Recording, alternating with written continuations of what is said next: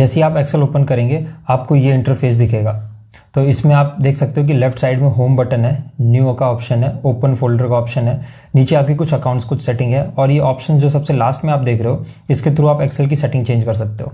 ऊपर जो भी आपको दिख रहे हैं ये सारे टेम्पलेट्स हैं, मतलब बाय डिफ़ॉल्ट माइक्रोसॉफ्ट वालों ने टेम्पलेट दिया। अगर आप और देखना चाहते हो तो इसमें जा सकते हो। तो ये आपको अलग अलग टेम्पलेट मिल जाएंगे। अगर आपको कुछ मतलब आपको कुछ रेडीमेड टेम्पलेट चाहिए जिस पे आपको कुछ पर्टिकुलर काम करना है तो आप यहाँ से उठा सकते हो। बट जैसे जैसे आप एक्सेल सीखोगे ये सब आप खुद बना सकते हो अपने हिसाब से, मतलब काफ़ी अच्छे लेवल का।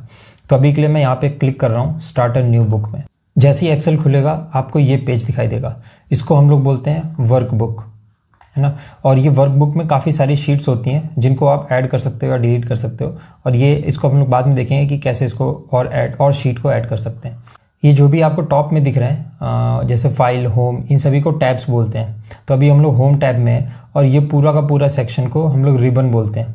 और रिबन के अंदर ये जितना एक पार्ट है ना, जैसे कि ये क्लिपबोर्ड के अंदर एक पार्ट है, आपका फॉन्ट के अंदर एक पार्ट है, अलाइनमेंट के अंदर एक पार्ट है, तो इसको हम लोग ग्रुप बोलते हैं, है ना। तो अगर जैसे कभी कभार क्या होता है कि किसी को समझाना हो कि जैसे मर्जन सेंटर कहाँ पे है, तो इसको हम लोग बोलेंगे होम टैब में आपको असाइनमेंट ग्रुप के अंदर मिल जाएगा एक मर्ज बटन का ऑप्शन। वर्कबुक में ये ऑप्शन आता है फाइल का, जिसके थ्रू अभी हम लोग आए, जिसमें आपको पहले आपको सिर्फ 3 ऑप्शन दिख रहे थे, बट अभी इसमें आपको और ऑप्शन मिल जाएगा कि इस वर्कबुक का इन्फॉर्मेशन, इसको अगर सेव करना है, सेव एज मतलब आपको किस लोकेशन पे चेंज करना, सेव करना और नेम डालना है।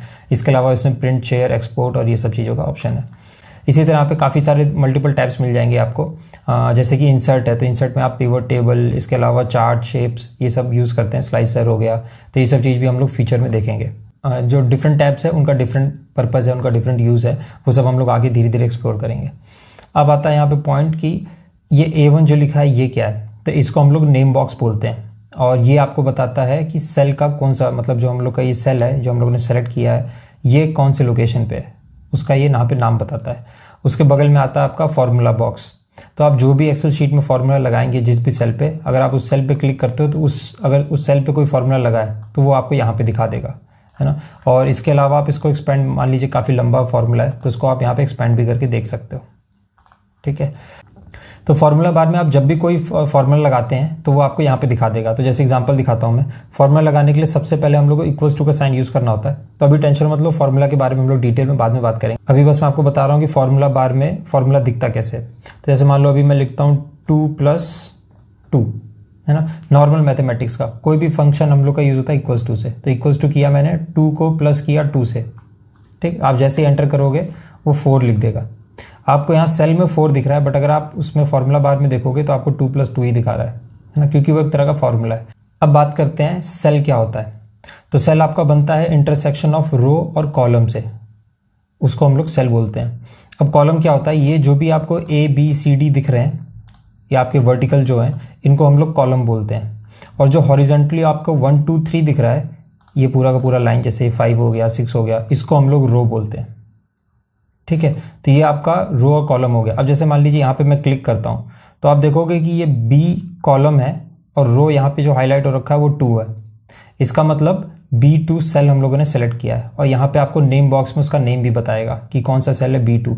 अब इन सेल को आप मतलब मल्टीपल भी सेलेक्ट कर सकते हो, और इसको सेलेक्ट करने के लिए मैंने यूज़ किया है माउस का लेफ्ट की, उसको आपको क्लिक करके रखना, छोड़ना नहीं है। और जहाँ तक आप ड्रैग करोगे इतने सेल सेलेक्ट हो जाएंगे, है ना। तो जैसे मान लीजिए मुझे इतना ही सेलेक्ट करना है, तो आपको क्लिक होल्ड करके रखना है, और जहाँ भी आप ड्रैग करोगे, है ना, उतने सेल आप सेलेक्ट कर सकते हो। अब हम लोग देखते हैं कि ये शीट क्या होता है। तो शीट में अगर आप राइट क्लिक करोगे तो आपको कुछ ऑप्शन देता है, जैसे कि इंसर्ट, डिलीट, रीनेम, है ना, कॉपी का, और इन सब चीज़ों का ऑप्शन देता है। तो ये सब चीज़ें आप, ये सब फंक्शन, ये सब ऑपरेशन आप शीट पर लगा सकते हो। अगर आपको कोई नया शीट, तो अभी बाय डिफ़ॉल्ट शीट 1 ओपन होता है एक्सेल में। अगर आपको कोई नया शीट ओपन करना है तो राइट साइड में एक छोटा सा प्लस का ऑप्शन होगा, है ना। आप जैसे उस पर क्लिक करोगे एक शीट 2 ओपन हो जाएगा। ऐसे ही आप जितनी बार प्लस करते जाओगे उतनी बार नए नए शीट ओपन हो जाएंगे। अब इन शीट का आप नाम भी चेंज कर सकते हो। तो जैसे मान लीजिए अगर मुझे इसका नाम चेंज करना, आप राइट क्लिक करिए, आपको रीनेम का ऑप्शन देगा, है ना। आप उस पर जाइए, वो पूरा सेलेक्ट हो जाएगा। अब आपको जो भी नाम देना हो, तो जैसे मैं दे देता हूँ कि प्रोजेक्ट 1, ठीक हम लोग। और उसके बाद आपका जब हो जाए, आप जब नाम डाल लें उसके बाद एंटर प्रेस कर दीजिए, तो ये आपका प्रोजेक्ट 1 आ गया।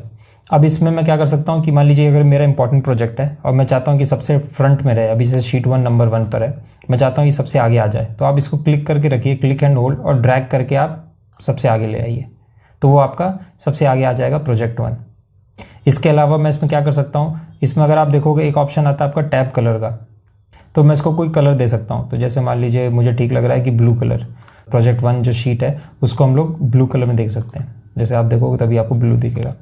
ये हो गया। अगर मुझे कोई शीट नहीं चाहिए तो उसको मैं राइट क्लिक करूँगा और यहाँ पे डिलीट का ऑप्शन है, डिलीट। एक बार वो शीट डिलीट हो गया तो फिर वो वापस नहीं आएगा।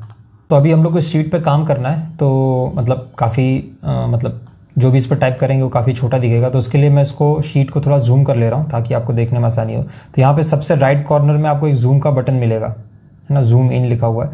अगर उसको आप क्लिक करोगे तो वो ऐड होता जाएगा। अभी बाय डिफ़ॉल्ट 100 पे होता है, तो वो जितना आप क्लिक करोगे उतना ऐड होता जाएगा। तो मैं उसको बढ़ा के 200 कर ले रहा हूँ।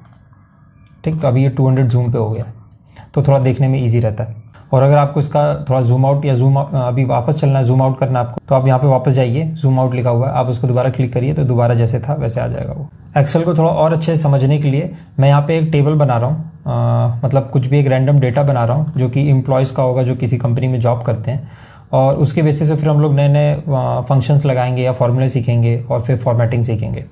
ठीक है, तो सबसे पहले मैं कॉलम का नाम दे रहा हूँ, सीरियल नंबर कॉलम डालेंगे,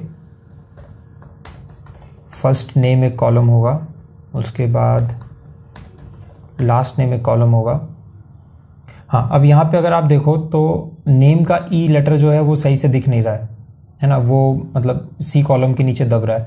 तो उसके लिए आपके पास दो ऑप्शन है। एक तो आप दोनों कॉलम के बीच में जाइए, आपको एक प्लस साइन दिखाई देगा, आप उसको क्लिक करके रखिए और जितना आप चाहें उतना साइज़ बढ़ा सकते हैं उस सेल का, मतलब उस कॉलम का। दूसरा ऑप्शन क्या आता है कि आप दोबारा उसी तरह वापस जाइए दोनों कॉलम के बीच में और आप डबल क्लिक कर दीजिए। तो अगर आप डबल क्लिक करते हैं तो जितना उसको स्पेस चाहिए उस पर्टिकुलर कॉलम को इस फर्स्ट नेम की वजह से, उतना वो अपने आप सेलेक्ट कर लेगा, एक्स्ट्रा स्पेस नहीं लेगा। तो ऐसे ही अभी मैं सी में भी कर दूंगा। अब जो नेक्स्ट कॉलम आएगा वो आएगा मेरा डेट ऑफ ज्वाइनिंग का, उस एम्प्लॉय ने ज्वाइन कब किया था। इसके बाद नेक्स्ट कॉलम आएगा मेरा सैलरी, जो कि जैन मंथ का होगा, सैलरी फेब मंथ का, और एक और कॉलम आएगा सैलरी मार्च मंथ का।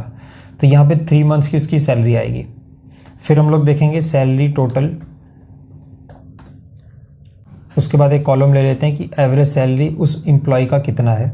और एक और लास्ट कॉलम मैं बना देता हूँ जिसमें हम लोग फर्स्ट नेम और लास्ट नेम दोनों को एक साथ लिखेंगे। अभी यहाँ पे अलग अलग कॉलम में होगा, दोनों को एक साथ लिखेंगे। तो यहाँ पे मैं कर दूंगा मान लीजिए फुल नेम। तो चलिए अभी कोई रैंडम डेटा जनरेट करते हैं, मतलब कोई रैंडम डेटा फिल करते हैं। तो जैसे सीरियल नंबर 1 2, अभी मैं चाहूँ तो ऐसे मैनुअली पूरा लिखूँ जितना मुझे ज़रूरत है। दूसरा ऑप्शन क्या आता है कि आप 1 और 2 को सेलेक्ट करिए। सेलेक्ट करने के लिए आप जहाँ से सेलेक्ट करना, आपको जहाँ से स्टार्ट करना है उस सेल पे क्लिक करिए, शिफ्ट दबा के रखिए, और जो एरो बटन आते हैं राइट लेफ्ट डाउन वाले, अगर आपको नीचे सेलेक्ट करना है तो राइट नीचे वाला बटन दबाइए, डाउन एरो वाला बटन। अगर आपको राइट सेलेक्ट करना है तो शिफ्ट होल्ड करके रखिए और राइट वाला ले जाइए। ठीक, ऐसे ही आप चारों डायरेक्शन में सेलेक्ट कर सकते हो। दूसरा ऑप्शन ये है कि आप माउस से सेलेक्ट कर सकते हो। जैसे ही आप इसको सेलेक्ट करोगे इन दोनों को, यहाँ पे आप कॉर्नर में आओगे, माउस को आप कॉर्नर में लेके आओगे जहाँ पे सेल का इंटरसेक्शन एकदम कॉर्नर पॉइंट, वहाँ पे माउस का एक प्लस छोटा सा सिंबल बन जाएगा। आप उसको क्लिक और होल्ड करके रखिए और आप जहाँ तक जाओगे वहाँ तक वो अपने आप ऑटो फिल कर देगा। तो चलिए मान लीजिए मैं यहाँ तक आता हूँ, तो आप देखिए वो अपने आप यहाँ पे 1 to 10 फिल कर देता है। तो ऐसे आप यहाँ पे सीरियल नंबर को ऑटो फिल कर सकते हो, है ना। तो यहाँ पे अभी मैं सेलेक्ट करके मुझे सिर्फ 5 चाहिए, तो मैं यहाँ पे ले रहा हूँ जहाँ तक ये 5 सीरियल नंबर आ जाएगा। तो यहाँ पे हम लोगों ने ये रैंडम डेटा भर दिया है। अब हम लोग आगे बढ़ने से पहले, मतलब यहाँ पे फार्मूला और फंक्शंस लगाने से पहले, हम लोग यहाँ पे इसको बेसिक फॉर्मेटिंग कर लेते हैं। मतलब अभी देखने में उतना अच्छा नहीं लग रहा। जैसे कि ये जो नेम है, अगर आप देखो तो ये लेफ्ट साइड अलाइन है, मतलब राइट साइड एक्स्ट्रा स्पेस बचा हुआ है। ये जो आपके न्यूमेरिक वैल्यूज़ हैं, जैसे सैलरी आ रही है, ये राइट साइड में, लेफ्ट साइड में एक्स्ट्रा स्पेस बचा हुआ है ना। इसके अलावा ये जो भी डेटा है और जो भी हेडिंग है उनमें हम लोग कोई डिफ्रेंशिएट नहीं कर पा रहे। तो उसके लिए कुछ बेसिक फॉर्मेटिंग देख लेते हैं। तो सबसे पहले जो भी ऊपर टॉप की हेडिंग है ना, उसको हम लोग सेलेक्ट कर लेंगे, इस पूरे रो को। यहाँ पे हम लोग जाएंगे, बोल्ड का ऑप्शन मिलेगा, ये आपको फॉन्ट ग्रुप में बोल्ड का ऑप्शन है, आप उस पर क्लिक करिए। जैसे ही आप क्लिक करेंगे ये सारे के सारे बोल्ड हो जाएंगे, तो पता लगेगा कि हाँ ये हेडिंग है। इसके अलावा अगर आप चाहो तो इनको अंडरलाइन भी कर सकते हो, और यहाँ पे एक और ऑप्शन मिलेगा आपको इटैलिक का, जिससे ये थोड़े से टिल्ट हो जाते हैं, कर्सिव जैसे दिखते हैं। और एक और ऑप्शन मिलता है कि आप अगर इनमें कोई कलर देना चाहें तो यहाँ पे जाके आप कलर भी डाल सकते हैं, है ना। तो जैसे मान लीजिए अभी के लिए मैं कोई नॉर्मल कलर ले रहा हूँ, तो मान लीजिए ये लाइट ब्लू, ठीक है, इन सब में कलर आ जाएगा। और इसके अलावा अगर मुझे जैसे ये नंबर है राइट साइड में, मैं चाहता हूँ कि ये सेंटर में आ जाए, है ना, तो आप जिस भी कॉलम को करना है, मान लीजिए इस पूरे कॉलम को मुझे सेंटर लाइन करना है, तो उस पूरे कॉलम को सिलेक्ट कर लीजिए। तो मैं ए कॉलम को करता हूँ और सेम आपको असाइनमेंट ग्रुप में जाना है, यहाँ पे आपको एक ऑप्शन मिलेगा सेंटर लाइन का, आप उस पर क्लिक कर दीजिए, वो सारे के सारे सेंटर में आ जाएंगे। ठीक, अब जैसे स्पेस ज़्यादा है इसके लिए, तो मैं यहाँ पे डबल क्लिक कर दूंगा, जो पहले देखा था हम लोगों ने, तो वो स्पेस जितना इसको चाहिए सीरियल नंबर को उतना अपने आप ले लेगा। अब मैं ये सेम फॉर्मेटिंग मैं चाहता हूँ कि यहाँ पे भी आ जाए, सेल जनवरी के लिए और फेब के बाकी सभी के लिए। तो मेरे पास एक तो ऑप्शन है कि मैं सेम पूरा इसको सेलेक्ट करूँ और फिर जाके मैं इसको सेंटर अलाइन करूँ। दूसरा ऑप्शन मेरे पास ईजी ऑप्शन ये है कि इसको मैं पूरे को सेलेक्ट कर लूँ जितना लाइन है, उसके बाद आप फॉर्मेट पेंटर ले जाओ। जैसे आप फॉर्मेट करिए, आपको क्लिपबोर्ड ग्रुप में मिल जाएगा, फॉर्मेट पेंटर पे आप क्लिक करोगे तो थोड़ा सा हाईलाइट हो जाएगा ये। अब आपको जहाँ भी फॉर्मेटिंग लगाना है, तो जैसे मान लीजिए मुझे इन सभी में लगाना है, तो इसको सेलेक्ट किया, इस कॉलम में भी लगाना है, इस कॉलम में भी लगाना है, इन तीनों को लगा के आप छोड़ दीजिए, वो अपने आप सेम टू सेम इसी फॉर्मेट में आ जाएंगे, जो भी फॉर्मेटिंग आपने यहाँ पे करी होगी। ठीक, ये तो हो गया आपका हेडिंग का और फॉर्मेटिंग का, बेसिक फॉर्मेटिंग का। इसके अलावा अगर आप देखोगे तो ये जो डेट्स हैं, ये भी यहाँ पे जैसे आप यहाँ पे क्लिक करोगे, नंबर्स जो आपका ग्रुप है उसमें यहाँ पे एक डेट्स का ऑप्शन दिखाई देगा आपको। अगर आप देखो कुमार पे जो नेक्स्ट है, इस पर क्लिक करते हो तो जर्नल दिखाता है, पर जैसे आप किसी इस पे करोगे डेट पे, तो वो आपको डेट ऑप्शन देगा, और इसको अभी वो डेट मान रहा है, तो डेट का आप फॉर्मेट भी चेंज कर सकते हो। तो जैसे आप यहाँ पे ड्रॉप डाउन दिखाएगा छोटा सा, आप उस पर क्लिक करिए। अगर आपको और एडवांस में जाना है तो आप जाइए मोर नंबर फॉर्मेट्स में, सबसे लास्ट में। जैसे आप क्लिक करोगे डायलॉग बॉक्स दिखाई देगा आपको फॉर्मेट सेल का, तो आप डेट में जाओगे, यहाँ पे डिफरेंट फॉर्मेट्स दिखा रहा है कि आपको इस टाइप का डेट दिखाई देगा, इस टाइप का दिखाएगा। तो अभी के लिए मैं ये वाला सेलेक्ट कर ले रहा हूँ कि डेट आएगा, फिर मंथ और फिर ईयर। ठीक, इसमें काफ़ी सारे अलग अलग फॉर्मेट्स मिल जाएंगे, आप देख सकते हो कि अगर डे भी चाहिए आपको तो डे भी दिखाएगा। तो अभी के लिए तो मैं ऐसा ही ले ले रहा हूँ। जैसे आप सेलेक्ट करोगे अपडेट कर देगा, पहले डेट फिर मंथ और फिर ईयर फॉर्मेट में। ठीक, अब इसमें भी सेम चीज़ कि ये अलाइनमेंट सही नहीं है, तो इसके लिए मैं इस पूरे कॉलम को सेलेक्ट करूँगा, अलाइनमेंट में जाऊँगा और सेंटर अलाइन कर दूँगा। तो ये तो हो गया आपका बेसिक फॉर्मेटिंग। अब हम लोग देख लेते हैं कि टोटल सम, सैलरी का सम कैसे निकालना है। तो फॉर्मूला फंक्शन लिखने के लिए सबसे पहले हम लोग उस सेल पे क्लिक करिए जहाँ पे आपको लिखना है, तो वहाँ पे क्लिक करने के बाद इक्वल्स टू का सिंबल लगाइए और आप लिखिए SUM। जैसे आप सम लिखोगे यहाँ पे आपको ऑप्शंस आ जाएंगे फार्मूलाज के, आप उसको सेलेक्ट कर लीजिए। सेलेक्ट करने के लिए आप टैब दबा सकते हो, जिस पे वो हाईलाइट है वो सेलेक्ट हो जाएगा।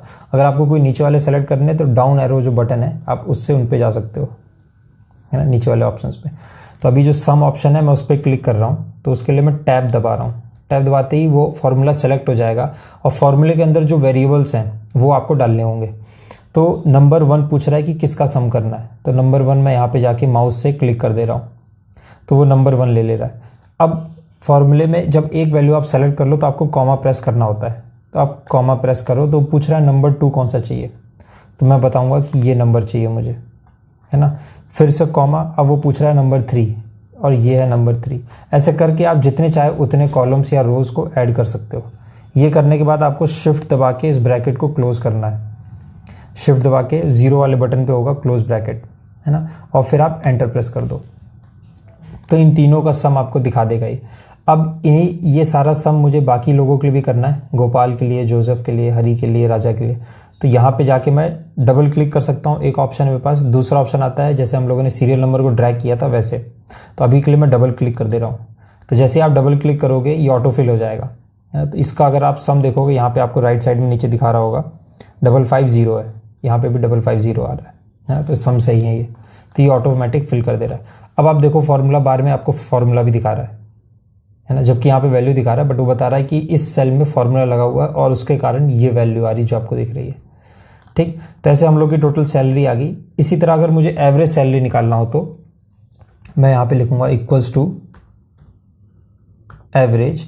अब देखो आप यहाँ पे आपको ऑप्शन दिखा रहा है, तो मुझे चाहिए सेकंड वाला ऑप्शन, तो मैं डाउन के की को दबाऊंगा और फिर आपको जो ऑप्शन पे अगर वो आ जाता है आप उसको टैब दबा दीजिए, वो सेलेक्ट हो जाता है। अब वो पूछ रहा है एवरेज, जैसे सम का निकाला था कितने नंबर्स देने आपको, तो सम में हम लोगों ने एक एक क्लिक करके किया था ना। दूसरा ऑप्शन आता है कि मैं पूरा माउस से एक साथ में सेलेक्ट कर सकता हूँ। तो जैसे मान लीजिए यहाँ से माउस क्लिक करके लेफ्ट बटन को क्लिक करके होल्ड करके रखना है और जहाँ तक आपको चाहिए वहाँ तक ड्रैग कर लो। तो मुझे यही 3 वैल्यूज़ चाहिए और फिर छोड़ दीजिए आप। अब जैसे ही वो सेलेक्ट हो जाएगा आप ब्रैकेट बंद करिए और एंटर प्रेस कर दीजिए, तो वो आपको एवरेज दिखा देगा। इन तीनों का एवरेज इतना आ रहा है। अगर आपको क्रॉस चेक करना है तो ये तीनों आप सेलेक्ट करिए और नीचे आप देखिए यहाँ पे आपको सम दिखा रहा है, काउंट दिखा रहा है, एवरेज दिखा रहा है। 1400 एवरेज है। बाकी के लिए भी चाहिए आपको, डबल क्लिक कर दीजिए, बाकी के लिए भी आ जाएगा एवरेज। अब ये 0.33 आ रहा है। अब मान लीजिए अगर आपको 0.33 नहीं चाहिए, आपको राउंड ऑफ नंबर चाहिए, तो आप सारे को सेलेक्ट करिए, या तो जिसमें आपको करना है उसको आप सेलेक्ट करिए। यहाँ पे जर्नल दिखा रहा है, आप जर्नल से हटा दीजिए इसको और नंबर पे चले जाइए। उसके बाद यहाँ पे आपको ऑप्शन दिखेगा उसी नंबर ग्रुप में, जिसको हम लोग बोलते हैं डिक्रीज डेसिमल, मतलब ये डेसिमल हटाने के लिए या नंबर ऑफ डेसिमल बढ़ाने के लिए। अगर डेसिमल कम करने हैं तो ये राइट साइड वाला डिक्रीज डेसिमल को, तो अब आप देखोगे कि वो डेसिमल हट गया है ना। ऐसे ही आप इन सभी में भी कर सकते हो। तो उसके लिए हम लोगों ने क्या देखा है कि फॉर्मेट पे एंटर करेंगे, क्लिक, और सभी को सेलेक्ट कर लेंगे, तो जहाँ भी वो नंबर का प्रॉब्लम आएगा वो हट जाएगा। ठीक, तो ये हम लोग के आ गए नंबर्स। अब यहाँ पे आता है लास्ट कॉलम, जो कि है आपका फुल नेम का। तो इसमें मुझे अगर फुल नेम चाहिए, मतलब किसी 2 कॉलम में डिफरेंट वैल्यूज़ हैं, बट वो चाहता हूँ कि एक कॉलम में आ जाए, है ना। मतलब 2 सेल में डिफरेंट वैल्यू है, वो मैं चाहता हूँ एक सेल में आ जाए। तो उसके लिए मैं क्या बोलूँगा, एक फंक्शन है जिसको हम लोग यूज़ करते हैं, इक्वल्स टू कॉनकैटिनेट। तो जैसे ही आप CON कॉनकैटिनेट लिखोगे, आपको ऑप्शन आ जाएगा कॉनकैटिनेट का। आप टैब दबाइए। अभी पूछ रहा कौन सा टेक्स्ट 1 है, तो टेक्स्ट 1 मेरा ये है RNM, कॉमा प्रेस करूँगा। पूछ रहा है और कौन से दूसरे टेक्स्ट को कॉन्कैटिनेट करना है, तो मुझे करना है सेकंड कॉलम को, जो कि है कुमार। ये दोनों होने के बाद आप दोबारा ब्रैकेट क्लोज करिए और एंटर प्रेस कर दीजिए। तो आप देखिए आपका राम कुमार एक साथ आ गया, है ना। ऐसे ही अगर मैं डबल क्लिक कर दूंगा तो ये सारे ऑटो फिल हो जाएंगे। गोपाल वर्मा। अब इसमें आप बोल सकते हो कि स्पेस नहीं आ रहा बीच में, है ना, आपको स्पेस भी चाहिए। तो उसके लिए आप क्या कर सकते हो, इसी फॉर्मूला में, अगर आप फॉर्मूला बार में ऊपर देखोगे, यहाँ पे B2 और C2 एक साथ लिखा है, इसके बीच में आप क्लिक करिए, B2 और C2 के बीच में, और आप इन्वर्टेड कॉमा जो है उसको आप लगा दीजिए ओपन और क्लोज करके, और एक और कॉमा दे दीजिए। अब यहाँ पे इसके बीच में स्पेस नहीं है, तो अगर आपको दोनों मतलब इन्वर्टेड कॉमा के बीच में आपको एक स्पेस देना होगा, तो ये स्पेस को वो ऐड कर देगा जब कॉन्कैटिनेट करेगा। अब जैसे ही आप एंटर प्रेस करोगे तो वो आपको एक स्पेस भी दे देगा। अब यहाँ पे आप डबल क्लिक कर दो, सब में ऐड कर देगा। अगर आपको स्पेस बढ़ाना है तो अभी हम लोगों ने एक ही स्पेस दिया था, आप जितना चाहो उतना स्पेस डाल सकते हो। मान लीजिए मैंने इतना स्पेस डाला, अब वो इतना स्पेस इसमें भी दिखाएगा, है ना।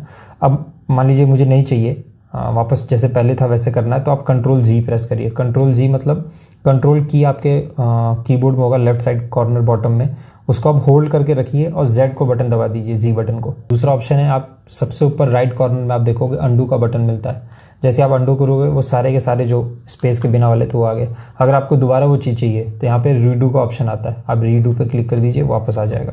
अगर आपको फॉर्मूला नहीं चाहिए कि आपको यहाँ पे एब्सोल्यूट वैल्यू चाहिए, मैं यहाँ कुछ भी चेंज करूँ, ये फ्यूचर में चेंज नहीं होना चाहिए, तो उस केस में आप क्या कर सकते हो, आप इसको आप कॉपी करिए, है ना। कॉपी के लिए आप Ctrl+C प्रेस कर सकते हैं, और ये आप राइट क्लिक करके यहाँ पे आपको कॉपी का ऑप्शन मिलता है, आप कॉपी क्लिक करिए। और कॉपी के बाद जैसे ही आप पेस्ट करेंगे तो पेस्ट में आपको काफ़ी सारे ऑप्शन दिखाई देंगे। एक तो हो गया पेस्ट, सिंपल पेस्ट, दूसरा दिखा रहा है आपको पेस्ट एज अ वैल्यू, ऐसे काफ़ी सारे ऑप्शंस मिल जाएंगे। तो जब आप पेस्ट एज वैल्यू पे आप क्लिक करेंगे तो अब वो फार्मूला हट चुका होगा। अब ये प्रॉपर एक आपका एब्सोल्यूट वैल्यू बन गया। इसके चेंज करने पे अब इसको कोई फ़र्क नहीं पड़ेगा। जैसे मान लीजिए इसको अगर मैं 1500 कर देता हूँ तो इसको कोई चेंज नहीं होगा। ये चेंज हो रहे हैं क्योंकि इन सभी में फार्मूला लगे हैं, बट ये चेंज नहीं होगा, है ना। तो अभी के लिए मैं हटा दे रहा हूँ, जैसे पहले था वैसे कर दे रहा हूँ। यहाँ पे सम आ गया, हटाने के लिए सेम Ctrl+G, है ना। यहाँ पे 1500 आ गया, ठीक है। अब ये तो हो गया हम लोग का बेसिक डेटा। इसको एक और चीज़ हम लोग कर सकते हैं थोड़ा अच्छा देखने के लिए। आप पूरे डेटा को सेलेक्ट करिए। सेलेक्ट करने के लिए सेम चीज़ आप माउस की हेल्प से कर सकते हैं, या तो आप कंट्रोल और शिफ्ट बटन को होल्ड करके रखिए और राइट एरो दबा दीजिए।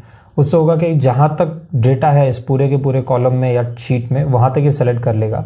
और बॉटम का सेलेक्ट करना है तो दोबारा कंट्रोल शिफ्ट और डाउन बटन, तो ये पूरा डेटा सेलेक्ट कर लेगा। और दूसरा ऑप्शन, अभी डेटा बहुत थोड़ा सा है तो हम लोग डायरेक्टली माउस से भी सेलेक्ट कर सकते हैं। इसके बाद आप जाइए फॉन्ट वाले ग्रुप में, इसमें एक आपको ऐसा स्क्वायर बॉक्स सा दिख रहा होगा ऑप्शन, जिसको हम लोग बॉर्डर बटन बोलते हैं। उस पर आप क्लिक करिए, उसके डाउन एरो पे, ड्रॉप डाउन पे। इसमें काफ़ी सारे आपको ऑप्शन दिख जाएंगे कि अगर आपको बॉर्डर चाहिए तो किस तरह चाहिए, अगर सिर्फ बॉटम बॉर्डर चाहिए, सिर्फ टॉप में चाहिए। अभी मुझे ऑल बॉर्डर्स चाहिए तो मैं इस वाले ऑप्शन पे क्लिक कर दूंगा, तो आप देखोगे कि सभी पे एक बॉर्डर आ गया, तो थोड़ा देखने में ठीक लगता है। अब मान लीजिए कि आपका जितना आपने काम किया अभी आपको सेव करना है, है ना। अगर आप सेव नहीं करेंगे तो सारा का सारा उड़ जाएगा। तो अगर इसको आपको सेव करना है तो आप प्रेस करिए कीबोर्ड पे Ctrl+S, एक ऑप्शन ये आता है। दूसरा ऑप्शन है आप यहाँ से जाके सेव कर सकते हैं, यहाँ पे सेव और सेव एज का ऑप्शन है। तो अभी जैसे मान लीजिए मैं Ctrl+S प्रेस करता हूँ तो यहाँ पे बता रहा है कि कौन से लोकेशन में फाइल सेव करना है। तो अभी डाउनलोड सेलेक्टेड है, आप वहाँ से चाहे तो कर सकते हैं, या ड्रॉप डाउन करके आप और कोई लोकेशन में सेव करना है। अगर आपको एक्सेल नहीं CSV फॉर्मेट में चेंज करना है वो सब भी आप यहाँ से कर सकते हैं। जैसे आप उस पर क्लिक करेंगे तो यहाँ पे आपको ये सारे ऑप्शंस खुल जाएंगे। CSV फॉर्मेट में कर सकते हैं, एक्सेल बाइनरी वर्कबुक में डाल सकते हैं, है ना। डिफरेंट फॉर्मेट्स हैं एक्सेल को सेव करने के। मतलब ये डिफरेंट फॉर्मेट्स इसलिए होते हैं कि किसी मतलब सॉफ्टवेयर में या एप्लीकेशंस में हम लोग को इस टाइप के फॉर्मेट यूज़ होते हैं, वो ज़्यादा इजी होता है इनको यूज़ करना, तो उसके लिए डिफरेंट फॉर्मेट्स होते हैं। तो अभी तो मैंने एक्सेल के लिए ये फॉर्मेट सेलेक्ट करके रखा है और इसका फाइल का नाम मैं दे दे रहा हूँ Project1, ठीक। और ये डाउनलोड्स में सेव होगा, आप सेव पे क्लिक कर दीजिए, सेव हो गया।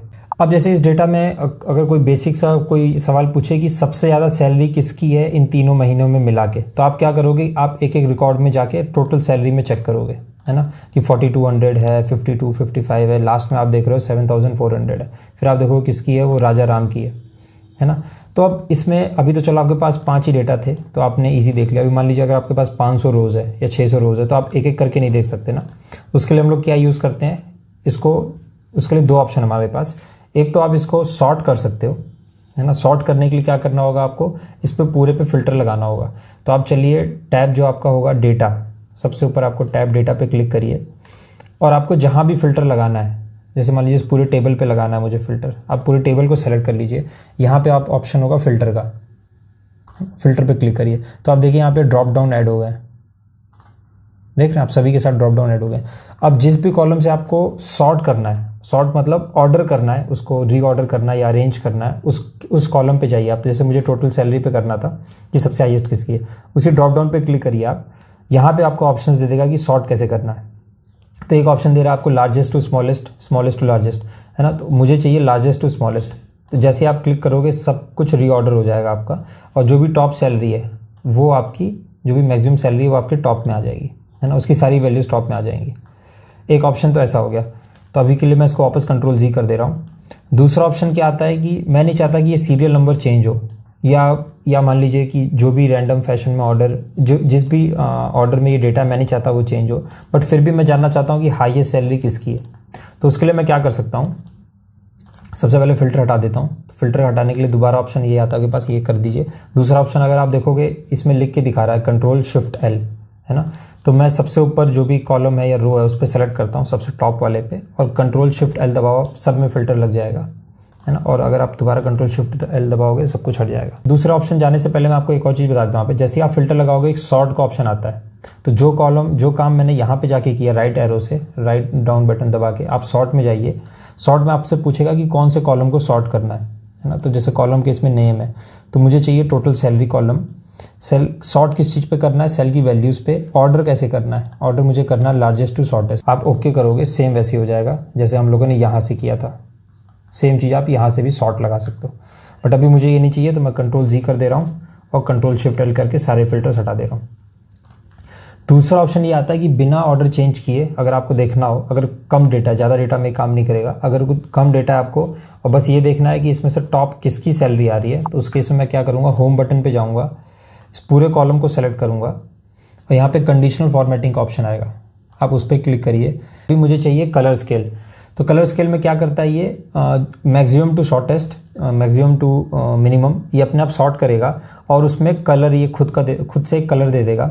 जैसे इसमें है ग्रीन, रेड, येलो, तो मैं ये सेलेक्ट कर ले रहा हूँ। तो जैसे ही आप क्लिक करोगे तो जो भी हाईएस्ट होगा वो ग्रीन हो जाएगा, और उससे जो कम हाईएस्ट होगा वो हल्का ग्रीन, फिर येलो, ऑरेंज, और जो सबसे लोवेस्ट होगा वो रेड आ जाएगा, है ना। तो इससे आप देख के आइडिया लगा सकते हो कि सबसे हाईएस्ट सैलरी किसकी है, तो राम की है। ये भी एक ऑप्शन है, मतलब विजुअली देखना थोड़ा इजी होता है इसलिए किया हुआ इसको, ठीक है। इसको सेंटर अलाइन कर लेते हैं यार, ये दोनों सेंटर अलाइन नहीं है, इन दोनों को सेलेक्ट करो आप और सेंटर अलाइन। तो अब हम लोग देखते हैं कि अगर मुझे मान लीजिए इन दोनों के बीच में कोई कॉलम ऐड करना है, कोई नया कॉलम ऐड करना है ना। तो आप जिस भी कॉलम से पहले ऐड करना है उस पर क्लिक करिए। जैसे डी से पहले ऐड करना है मुझे, तो डी पे आप राइट क्लिक करिए सबसे टॉप में जाके, है ना, जैसे जहाँ पे डी लिखा वहाँ पे आप राइट क्लिक करिए। यहाँ पे ऑप्शन दे रहा है आपको इंसर्ट का, अब इंसर्ट पे क्लिक करिए आपके लिए एक नया कॉलम ऐड हो जाएगा, है ना। तो यहाँ पे आप वैल्यूज़ डाल सकते हैं जो भी आपको डालना है। अगर ये आपको कॉलम डिलीट करना है तो आप दोबारा उस कॉलम पे राइट क्लिक करिए, जो कॉलम आपको डिलीट करना है, यहाँ पे डिलीट का ऑप्शन दे रहा है, आप डिलीट क्लिक करेंगे तो हट जाएगा। दूसरा ऑप्शन आता है जो शॉर्टकट की है, आप उस पूरे कॉलम को सेलेक्ट करिए और कंट्रोल और माइनस प्रेस कर दीजिए। तो जैसे आप कंट्रोल माइनस करेंगे वो डिलीट हो जाएगा। सेम चीज़ आप रो के साथ भी कर सकते हैं। अगर आपको कोई एक्स्ट्रा रो ऐड करनी है तो आप यहाँ पे राइट क्लिक करिए, इंसर्ट करिए, तो 5 से पहले वो रो ऐड हो जाएगी, है ना। और अगर आपको ये डिलीट करना है तो आप यहाँ पे जाइए, डिलीट प्रेस करिए, डिलीट हो जाएगा। दूसरा ऑप्शन है कि आपको पूरे सेलेक्ट करके कंट्रोल माइनस प्रेस कर दीजिए। तो अभी मान लीजिए मैं यहाँ पे एक इंसर्ट कर रहा हूँ रो, और इस पूरे डेटा को, जो भी ये पूरा का पूरा फर्स्ट रो है, एज इट इज़ मैं यहाँ पे पेस्ट कर दे रहा हूँ, ठीक। अब मुझे देखना है कि उस पूरे डेटा सेट में, मान लीजिए पूरा एक डेटा है, अगर इसमें कोई डुप्लीकेट वैल्यू है तो उसको अगर आपको रिमूव करना हो तो सबसे पहले हम लोग को देखना होगा डुप्लीकेट है कि नहीं, है ना। तो उसके लिए मैं क्या करूँगा, उस पूरे कॉलम को सेलेक्ट करूँगा। ये कॉलम मैं इसलिए ले रहा हूँ क्योंकि इसमें मुझे फर्स्ट नेम और लास्ट नेम दोनों मिला के मिल रहा है। और फर्स्ट ऐसा हो सकता है काफ़ी बार कि फर्स्ट नेम लोगों के सिमिलर हो, लास्ट नेम सिमिलर हो, बट दोनों मिला के अगर सिमिलर हो रहा है तो उस केस में थोड़ा डाउट जाता है ना, तो उसको हम लोग क्रॉस चेक करना होगा। तो इस पूरे रो को पूरे कॉलम को सेलेक्ट कर ले रहा हूँ। आप जाइए इसमें स्टाइल ग्रुप में, और इसमें ऑप्शन होगा आपको कंडीशनल फॉर्मेटिंग का। इस पर आप क्लिक करिए और यहाँ पे आपको ऑप्शन देगा हाईलाइट सेल्स का। तो हाईलाइट सेल में एक बाय डिफ़ॉल्ट एक रूल है डुप्लीकेट वैल्यूज़ का, आप उसको क्लिक कर दीजिए। आप जैसे करोगे तो पूछ रहा है कि किस कलर का चाहिए आपको, है ना। तो मैं बोल दे रहा हूँ अभी रेड कलर का ही ठीक है, आप ओके कर दीजिए। अब आप देखो यहाँ पे जो भी वैल्यूज़ डुप्लीकेट थी वो हाईलाइट हो जाएंगी। तो RNM कुमार 2 बार आया है। अब इसको अगर आपको डिलीट करना है तो एक ऑप्शन आता है कि आप पूरे डेटा को सेलेक्ट करिए, डेटा पे जाइए, यहाँ पे एक ऑप्शन दिखेगा आपको रिमूव डुप्लीकेट्स का, जो कि आपके डेटा टूल्स में होगा। जो डेटा टूल्स का ग्रुप है उसमें आपको मिलेगा रिमूव डुप्लीकेट्स का। आप जैसे ही क्लिक करोगे वो पूछ रहा है कि सभी कॉलम्स में आपको देखना है डुप्लीकेट्स और फिर रिमूव करना है। अगर किसी भी कॉलम में वैल्यू सेम नहीं होगी तो वो नहीं करेगा, क्योंकि अभी हम लोगों ने सारा सेलेक्ट किया।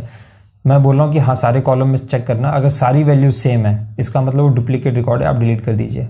ओके करूँगा तो वो अपने आप बताएगा कि एक डुप्लीकेट वैल्यू मिली थी, बाकी जितने भी हैं वो सब यूनिक हैं। तो इसने एक डिलीट कर दिया, है ना, यहाँ से एक डिलीट हो गया। अभी एक्स्ट्रा स्पेस को हम लोग यहाँ से सेलेक्ट करके राइट से डिलीट कर सकते हैं, राइट क्लिक करके डिलीट कर सकते हैं या कंट्रोल माइनस प्रेस कर सकते हैं। अभी हम लोग क्या करते हैं, इसके ऊपर एक हेडिंग दे देते हैं। तो अगर मुझे हेडिंग देना है तो इसके ऊपर स्पेस चाहिए, वहाँ पे सबसे टॉप पे जाके मैं राइट क्लिक करूँगा, इंसर्ट का ऑप्शन, इंसर्ट। अब मुझे अगर और रो इंसर्ट करनी है, मतलब एक ही प्लेस पे, तो बार बार जाके राइट क्लिक करके इंसर्ट करने से अच्छा है कि एक शॉर्टकट है कंट्रोल वाई का, मतलब ये रिपीट करेगा उसी स्टेप को। तो मैं जितनी बार कंट्रोल वाई दबाऊंगा उतने वो नए नए आपके लिए कॉलम रोज़ बनाता जाएगा, ठीक है। बट अभी मुझे उतने नहीं चाहिए तो इन सबको हटा दे रहा हूँ, कंट्रोल माइनस। अब यहाँ पे मैं इसके टॉप पे एक हेडिंग लिखता हूँ जो कि इसका नाम कवर करेगा। इसका नाम क्या है, तो मैं लिख देता हूँ एम्प्लॉय। अभी ये सेंट्रल लाइन है इसलिए आपको नहीं दिख रहा। आप होम बटन पे जाइए। मैं चाहता हूँ कि ये सारा कुछ मिला के सेंटर में आ जाए। उसके लिए क्या करूँगा, मैं यहाँ से यहाँ तक, जहाँ तक मुझे वो सेंट्रल लाइन करना है, और ये पूरा का पूरा एक सेल बन जाए। तो उसके लिए मैं क्या करूँगा, मर्ज ऑप्शन का, इसमें मर्ज का एक ऑप्शन आता है, आप इसको सेलेक्ट करिए जितने सेल्स को आपको मर्ज करना है। आप अलाइनमेंट में जाइए, ग्रुप में, यहाँ पे एक ऑप्शन है मर्ज इन सेंटर का। आप जैसे ही क्लिक करेंगे वो अपने आप सेंटर में आ जाएगा। बट इसको नीचे वाले रो को भी हम लोग सेंटर में ले लें। दोबारा आप इस पर मर्ज पे क्लिक करिए, सब कुछ अनसेलेक्ट हो जाएगा। आप फिर से क्लिक करिए, वो सेंटर में आ जाएगा। अलाइनमेंट में जाइए आप, यहाँ पे अलाइनमेंट ग्रुप में है मिडिल अलाइनमेंट का ऑप्शन, उस पर जाइए, सेंटर में आ जाएगा। इसके बाद हम लोग दोबारा बॉर्डर्स में जाएंगे। यहाँ पे एक ऑप्शन है थिक बॉर्डर्स का, थिक बॉर्डर्स दे देंगे तो चारों तरफ देखो एक थिक बॉर्डर आ जाएगा, थोड़ा देखने में ठीक लगता है।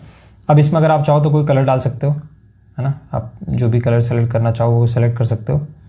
तो जैसे मान लीजिए मैं कोई भी एक हल्का कलर ले रहा हूँ इस टाइप का, तो ये आ गया। अब इसका फ़ॉन्ट का साइज़ बढ़ाना है तो आप यहाँ पे जाइए, increase font size, font group में, और आप जितना चाहो उतना बढ़ा सकते हो। तो मैं 18 रख रहा हूँ और इसको बोल्ड कर दे रहा हूँ, है ना। तो ये आपका हो गया सैलरी, एम्प्लॉय का सैलरी डिस्क्रिप्शन, जहाँ पे ये सारा का सारा डिटेल आपको मिलता है। तो इसमें हम लोगों ने ऑलमोस्ट सारे बेसिक चीज़ें कवर कर ली हैं। इसके अलावा आप कुछ चीज़ें और देख सकते हो या एक्सप्लोर कर सकते हो, वो आप जैसे से करोगे वैसे से सीखोगे। जैसे कि मान लीजिए मैं कोई एक लाइन लिखता हूँ, राम हैज़ द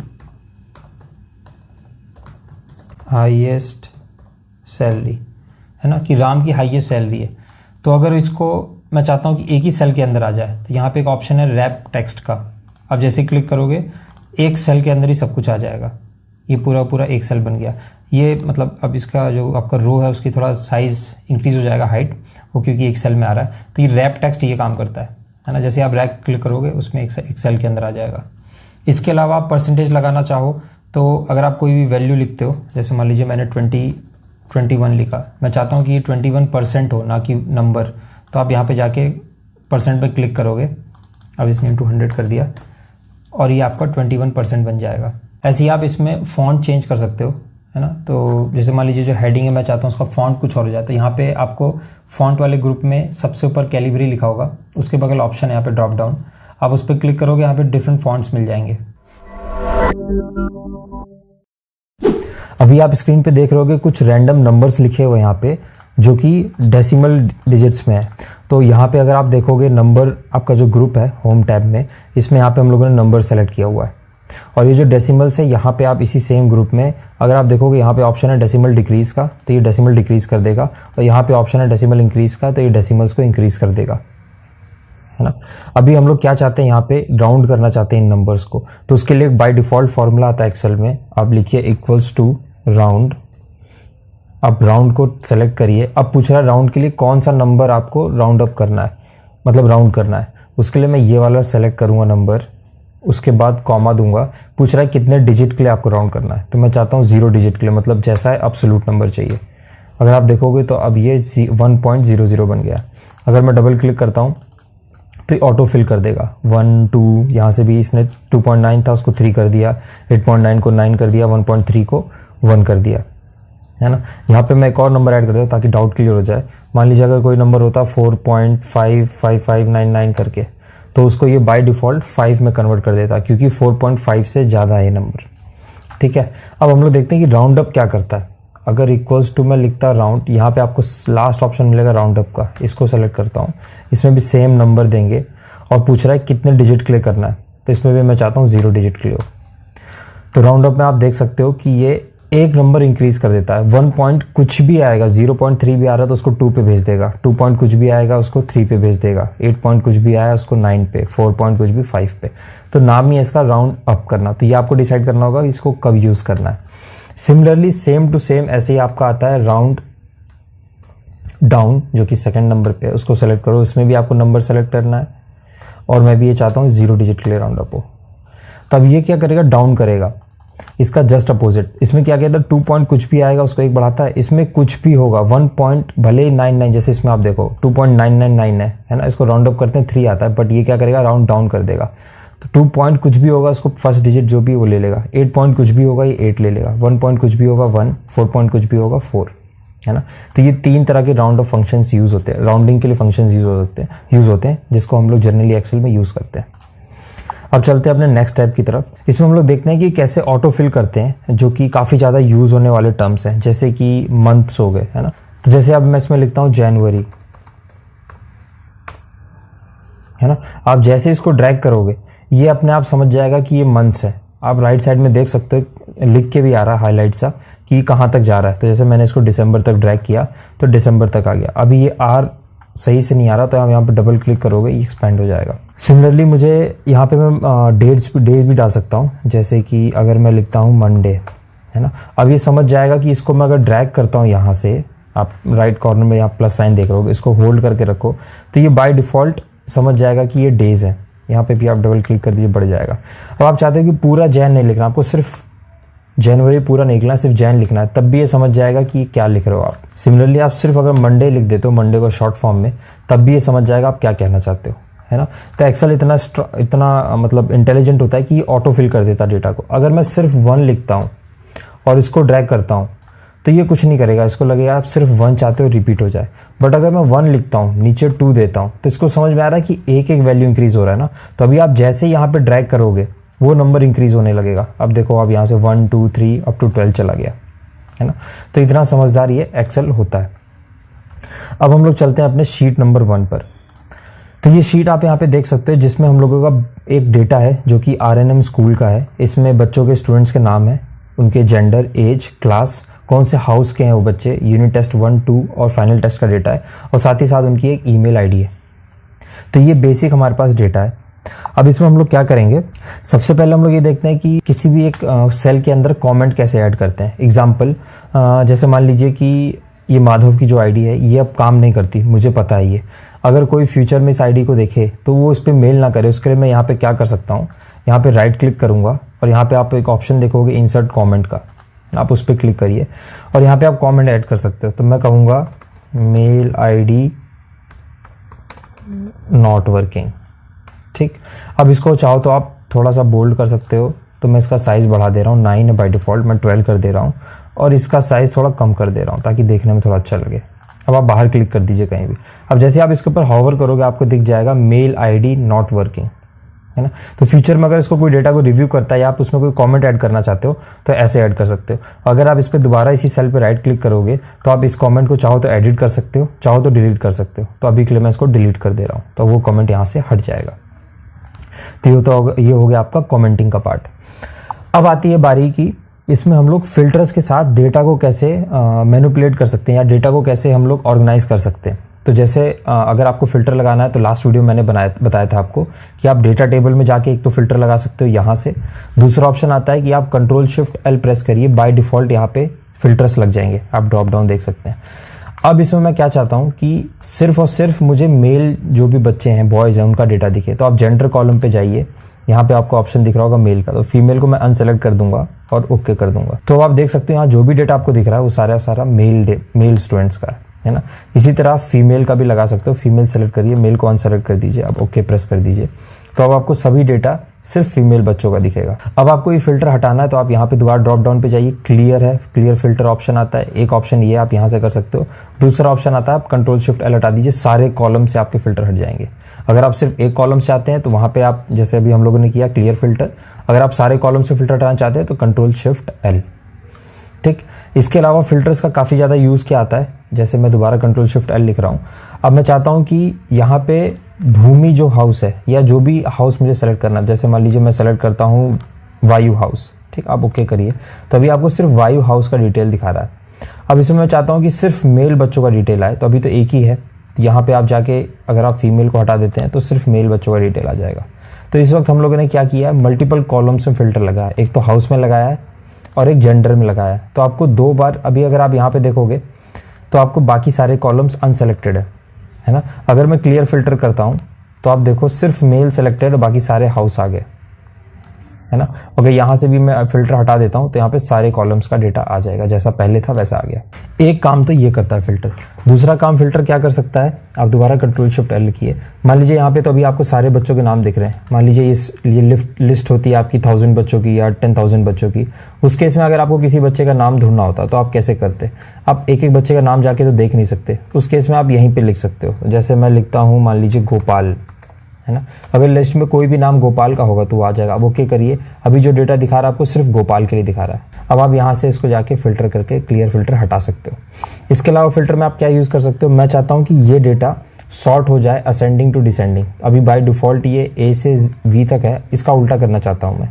अब यहाँ पे जाइए, फिल्टर में एक ऑप्शन आता है सॉर्ट का, आप सॉर्ट कर दीजिए Z to A। तो अब आप देखोगे कि ये V से लेके A तक डेटा ऑटोमेटिक फिल्टर हो गया, सॉर्ट हो गया। इसके अलावा आप क्या कर सकते हो, दोबारा मैं फिल्टर हटाता हूँ। अब मैं चाहता हूँ कि फाइनल टेस्ट स्कोर के बेसिस पे हो, जिसका हाईएस्ट है वो सबसे ऊपर आए, तो मैं करूँगा लार्जेस्ट टू शॉर्टेस्ट। अब आप देखोगे जिसका सबसे हाईएस्ट स्कोर है वो है अभिमन्यु, इसका है 99 स्कोर। सेकंड हाईएस्ट आपका आता है वृंदा का, थर्ड हाईएस्ट आपका है केशव का जिसका 96 है। एक्चुअली थर्ड हाईएस्ट में 2 बच्चों का कॉमन है, एक का 96, दोनों का 96 है, एक केशव एक गोपी, है ना। तो ऐसे आप डेटा को सॉर्ट कर सकते हो। इसके अलावा चाहो तो आप मल्टीपल कॉलम्स में भी सॉर्ट कर सकते हो। मल्टीपल कॉलम्स में कैसे, आप फिल्टर में जाइए, सॉर्ट ऑप्शन में जाइए, यहाँ पे आप फिल्टर क्रिएट करिए कि मैं चाहता हूँ एज आए स्मॉलेस्ट टू लार्जेस्ट, है ना। इसके अलावा ऐड लेवल करिए आप।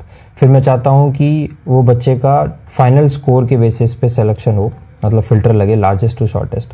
अब ये 2 फिल्टर मैं चाहता हूँ, ओके करिए। अब आप यहाँ पे देखोगे कि सबसे पहले हम लोगों ने क्या बोला था कि एज से सॉर्ट हो, तो सबसे पहले जो भी मिनिमम एज है वहाँ से आ गया 11 से 17 तक। अब ये 11 बच्चा था 11 साल का, उसका हाईएस्ट स्कोर था 91। जो 12 एक ही बच्चा है उसका 89 है। बट यहाँ देखो आप यहाँ पे 3 बच्चे हैं जो कि 14 ईयर्स के हैं। इसमें इसने क्या किया, सबसे हाईएस्ट स्कोर 14 ईयर्स में वृंदा का है, कितना है 98। सेकंड किसका है, इंदु का, कितना है 89। थर्ड आता है आपका गोपाल, उसका कितना है 79। तो यहाँ पे ये सॉर्ट करेगा। ऐसे ही अगर आप 16 में भी देखोगे आप, तो इसमें भी इसने सॉर्ट किया हुआ है, सबसे हाईएस्ट 99 और फिर ऐसे ही करता है। तो इस तरह से आप मल्टीपल कॉलम्स में भी फिल्टर लगा सकते हैं। तो ये हो गया आपके फिल्टर्स लगाने का तरीका। एक और चीज़ आप फिल्टर्स में कर सकते हो, वो काफ़ी बार यूज़ होता है। जैसे फाइनल टेस्ट में जाता हूँ, नंबर्स पे आप फिल्टर लगा सकते हो। किसी 2 नंबर के बीच के नंबर चाहिए आपको, या ग्रेटर देन चाहिए या लेस देन चाहिए, तो मैं चाहता हूँ कि नंबर बिटवीन, है ना। तो इस ग्रेटर देन और इक्वल्स टू मैं चाहता हूँ वो हो 91, उससे ज़्यादा हो या उसके बराबर हो। लेस देन और इक्वल्स टू 99, ना, इन दोनों के बीच के नंबर इंक्लूडिंग दीज 2 वो आपको यहाँ पे रिजल्ट में मिल जाएंगे। तो आप देखोगे इन बच्चों के नंबर 91 या 99 के बीच के हैं, है ना। तो ऐसे आप कॉलम्स में फिल्टर लगा सकते हो नंबर फिल्टर्स के। अभी के लिए हटा रहा हूँ मैं। तो ये सारा बेसिक डिटेल हो गया आपका फिल्टर्स का। अब नेक्स्ट हम लोग टॉपिक देखते हैं कि अभी तो ये बाय डिफ़ॉल्ट मतलब हम लोगों ने एक डेटा बना रखा है, बट इसको मैं चाहता हूँ कि टेबल में कन्वर्ट कर दूँ। उसको आप, अगर आपको देखना है कि ये टेबल में है कि नहीं, उसके लिए आप क्या करोगे, आप इसके यहाँ पे क्लिक करिए, इंसर्ट टैब में जाइए, यहाँ पे देखिए टेबल का ऑप्शन। अगर ये आपके लिए हाईलाइटेड है, इसका मतलब ये इंसर्ट टेबल अभी तक नहीं हुआ है, मतलब ये टेबल में कन्वर्ट नहीं हुआ है। मैं जैसे ही क्लिक करूँगा, ये बाय डिफ़ॉल्ट एक पूरा का पूरा रेंज सेलेक्ट कर लेगा, क्योंकि एक्सेल इतना स्मार्ट होता है, इसको भी पता है कि आप इस डेटा को टेबल में कन्वर्ट करना चाहते हैं। अगर ये नहीं करता तो आप इसको, जैसे मान लीजिए बाय डिफ़ॉल्ट नहीं कर रहा है ये, तो आप फिर यहाँ से मैनुअली सेलेक्ट कर सकते हैं, है ना। सारा सेलेक्ट कर लिया, उसके बाद आप बोल दीजिए माई टेबल हैज़ हेडर्स। अगर आपने ये टिक किया है तो जो भी टॉप का कॉलम होगा आपका, जो भी टॉप का रो होगा उसको ये हेडर बना देगा। अब ओके करिए। अब आप यहाँ पे देखिए ये टेबल अपने आप बन गया है, और यहाँ पे एक ऑप्शन आपका टैब खुल जाएगा टेबल डिज़ाइन का। थोड़ा सा ईजी बनाने के लिए मैं ये ऑप्शन ले रहा हूँ। ये आपको टेबल मिल गया। इसके लिए एक और शॉर्टकट आता है, आप आप पूरा अपना डेटा जहाँ तक है, जितने कॉलम्स और रोज में, वो सेलेक्ट करिए और आप Ctrl+T प्रेस कर दीजिए। तो ये शॉर्टकट है टेबल बनाने का। अब हम लोग देखते हैं कि इस टेबल में स्लाइसर कैसे ऐड कर सकते हैं। उसके लिए आप जाइए इंसर्ट टैब में, फिल्टर्स में आपको ये फिल्टर्स का ग्रुप है, इसमें ऑप्शन है स्लाइसर्स का। आप जैसे ही ओके करेंगे, जो भी टेबल आपका सेलेक्टेड है उस पेज पे, है ना, उस शीट पे, उसके हिसाब से एक स्लाइसर दिखा देगा। अगर आप देखोगे सारे कॉलम्स का हेडर्स है यहाँ पे, जितने भी कॉलम्स आप देख रहे हो। अब मैं चाहता हूँ मुझे स्लाइसर मिले बेस्ड ऑन जेंडर और बेस्ड ऑन हाउस, इन 2 के बेसिस पे मिले। अब ओके करिए, आपके लिए ये 2 स्लाइसर यहाँ पे भेज देगा, है ना। इसको मैं अपने हिसाब से थोड़ा कस्टमाइज़ कर ले रहा हूँ ऐसा, और इसका भी लेंथ काफ़ी ज़्यादा है, इसको मैं ऐसे कर ले रहा हूँ। तो इसका यूज़ क्या होता है, जैसे मैं चाहता हूँ कि ये टेबल में सिर्फ मेल बच्चों का डेटा दिखे, आप मेल पे क्लिक करिए, आपको सिर्फ मेल स्टूडेंट्स का डेटा दिखेगा। अगर आपको नहीं चाहिए, आप यहाँ पे जाइए, राइट साइड में ऑप्शन है क्लियर फिल्टर, आप हटा दीजिए, सारे बच्चों का दिखेगा। मैं चाहता हूँ कि सिर्फ जल हाउस के बच्चों का डेटा दिखे, आप जल पे क्लिक करिए, सिर्फ जल हाउस के बच्चों का आ जाएगा। आप फिल्टर हटा दीजिए, सब हट जाएगा। अब अग्नि पे क्लिक करिए, सिर्फ अग्नि के बच्चों का आ जाएगा, है ना। इस तरह करके आप मल्टीपल फिल्टर भी लगा सकते। जैसे भूमि पे क्लिक किया मैंने, अब मैं चाहता हूँ यहाँ पे सिर्फ मेल बच्चों का डेटा है, आप मेल पे क्लिक करिए, यहाँ पे आपको मेल का दिख जाएगा। आप फीमेल पे क्लिक करेंगे, उनका डेटा आ जाएगा, है ना।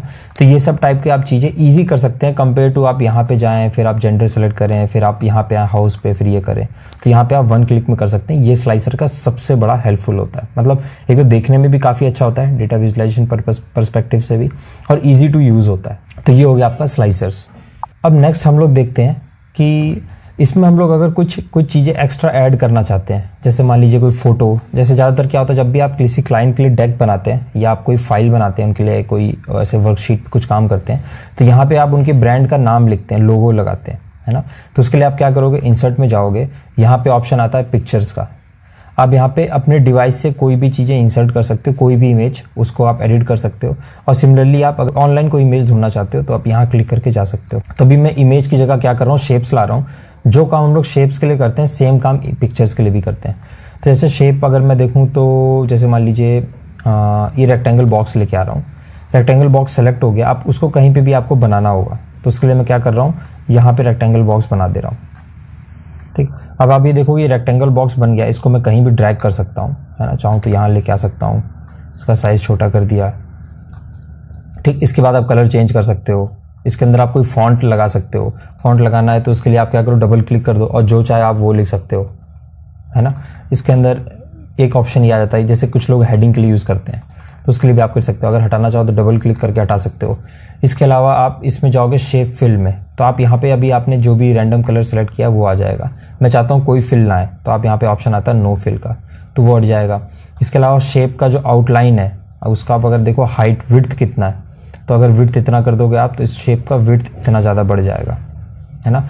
अगर मैं चाहता हूँ कि इस शेप का विड्थ तो ठीक है, मैं इसका कलर चेंज करना चाहता हूँ, तो आप यहाँ पे जाके कलर चेंज कर सकते हो। जो कलर चाहो आप वो कलर ले सकते हो। जैसे ब्लैक लेते हो तो ये आ जाता है ना। अभी के लिए मैं विड्थ कम कर दे रहा हूँ, जैसे इतना कर दे रहा हूँ।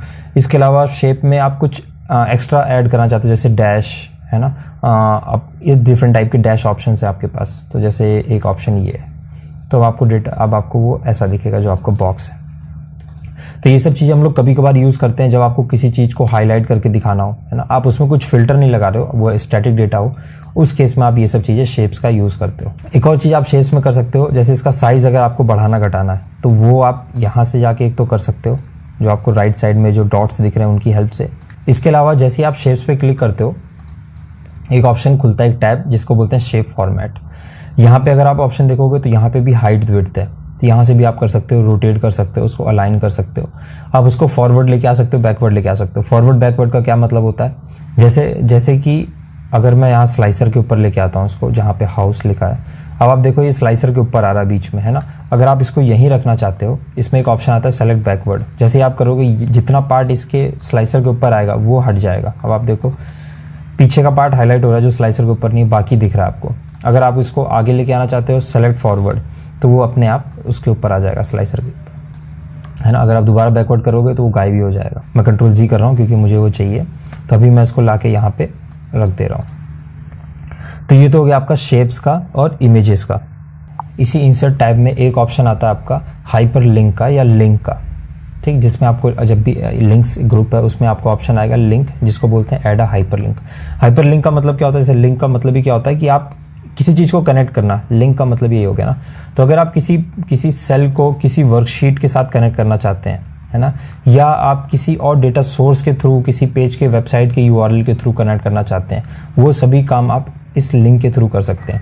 एग्जाम्पल जैसे मैं आपको देता हूँ, जैसे मान लीजिए यहाँ पे जो नेम है ना, इन बच्चों का नेम को मैं कॉपी करता हूँ, कंट्रोल C, एक और नया टैब बना रहा हूँ और वहाँ पे करता हूँ कंट्रोल V, इसका साइज़ मैं इंक्रीज़ कर दे रहा हूँ, कुछ ज़्यादा ही हो गया। तो जैसे ये बच्चों के नाम आ गए, सिर्फ बच्चों के यहाँ पे सेपरेट नेम है। अब मैं चाहता हूँ कि अगर किसी को सिर्फ नेम देखने, तो उसके लिए वो एक टैब में जा सकता है, जिस टैब का नाम है शीट 4। तो इसका मैं नाम चेंज कर दे रहा हूँ, डबल क्लिक करके नेम्स, ठीक। आप यहाँ पे राइट क्लिक करके भी कर सकते हो, अभी मैं नेम कर दे रहा हूँ। अब दोबारा शीट 1 पे चलेंगे। अब आप यहाँ पे करिए कंट्रोल K, जिस भी जगह आपको हाइपर लिंक ऐड करना है वहाँ पे आप क्लिक करिए और प्रेस करिए कंट्रोल K, तो ये विंडो ओपन हो जाएगा आपके लिए, है ना, ये डायलॉग बॉक्स। या दूसरा चीज़, आप दोबारा यहाँ पे जाइए लिंक्स में, इंसर्ट टैब में लिंक्स ग्रुप में, अब लिंक्स पे क्लिक करिए, सेम टैब ओपन हो जाएगा, है ना। अब इसमें आपके पास मल्टीपल ऑप्शन आ जाते हैं लिंक ऐड करने के।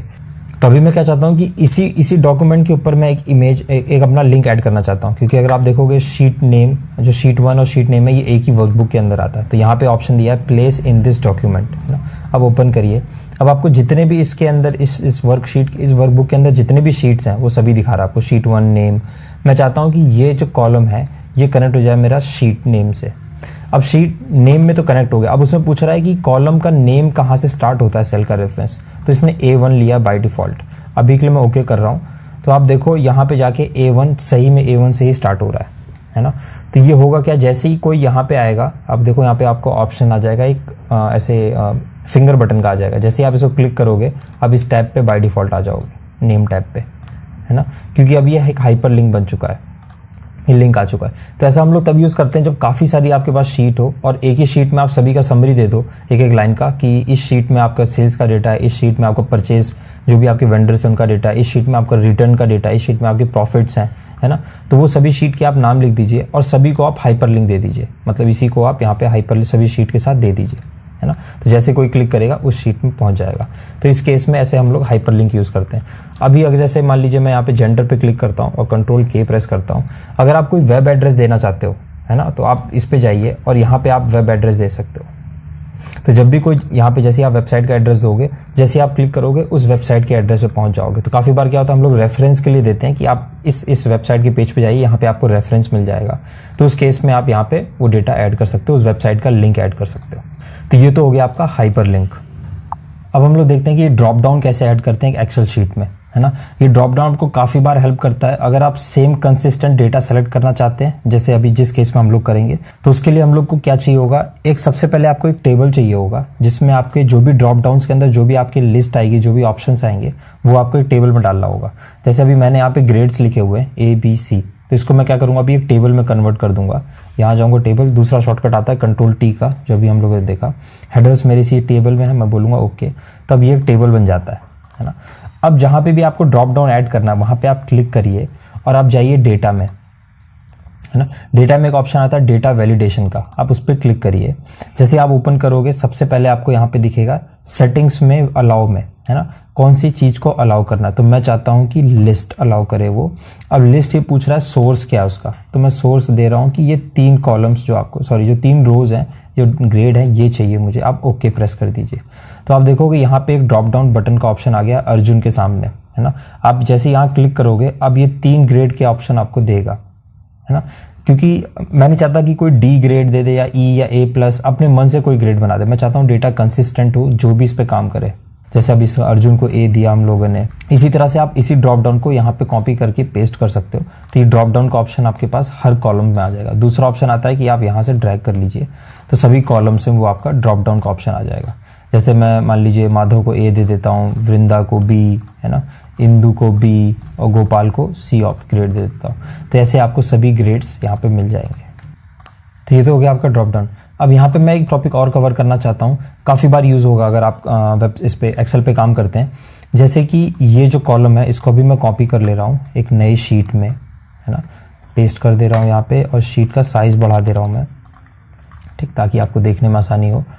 अब जैसे यहाँ पे ईमेल्स है मेरे पास, बट मैं क्या चाहता हूँ कि इस ईमेल में ये जो भी कॉलम है इसको मैं वैल्यू को ब्रेक करना चाहता हूँ।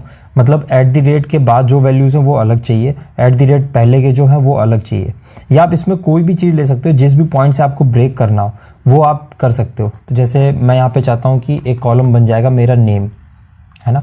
तो नेम कैसे मिलेगा मुझे, मैं इस पूरे कॉलम को सेलेक्ट करूँगा और यहाँ पे आप जाओगे डेटा टैब में, इसमें आपको मिलेगा डेटा टूल्स के अंदर ग्रुप में एक ऑप्शन मिलेगा आपको डेटा टू कॉलम्स में।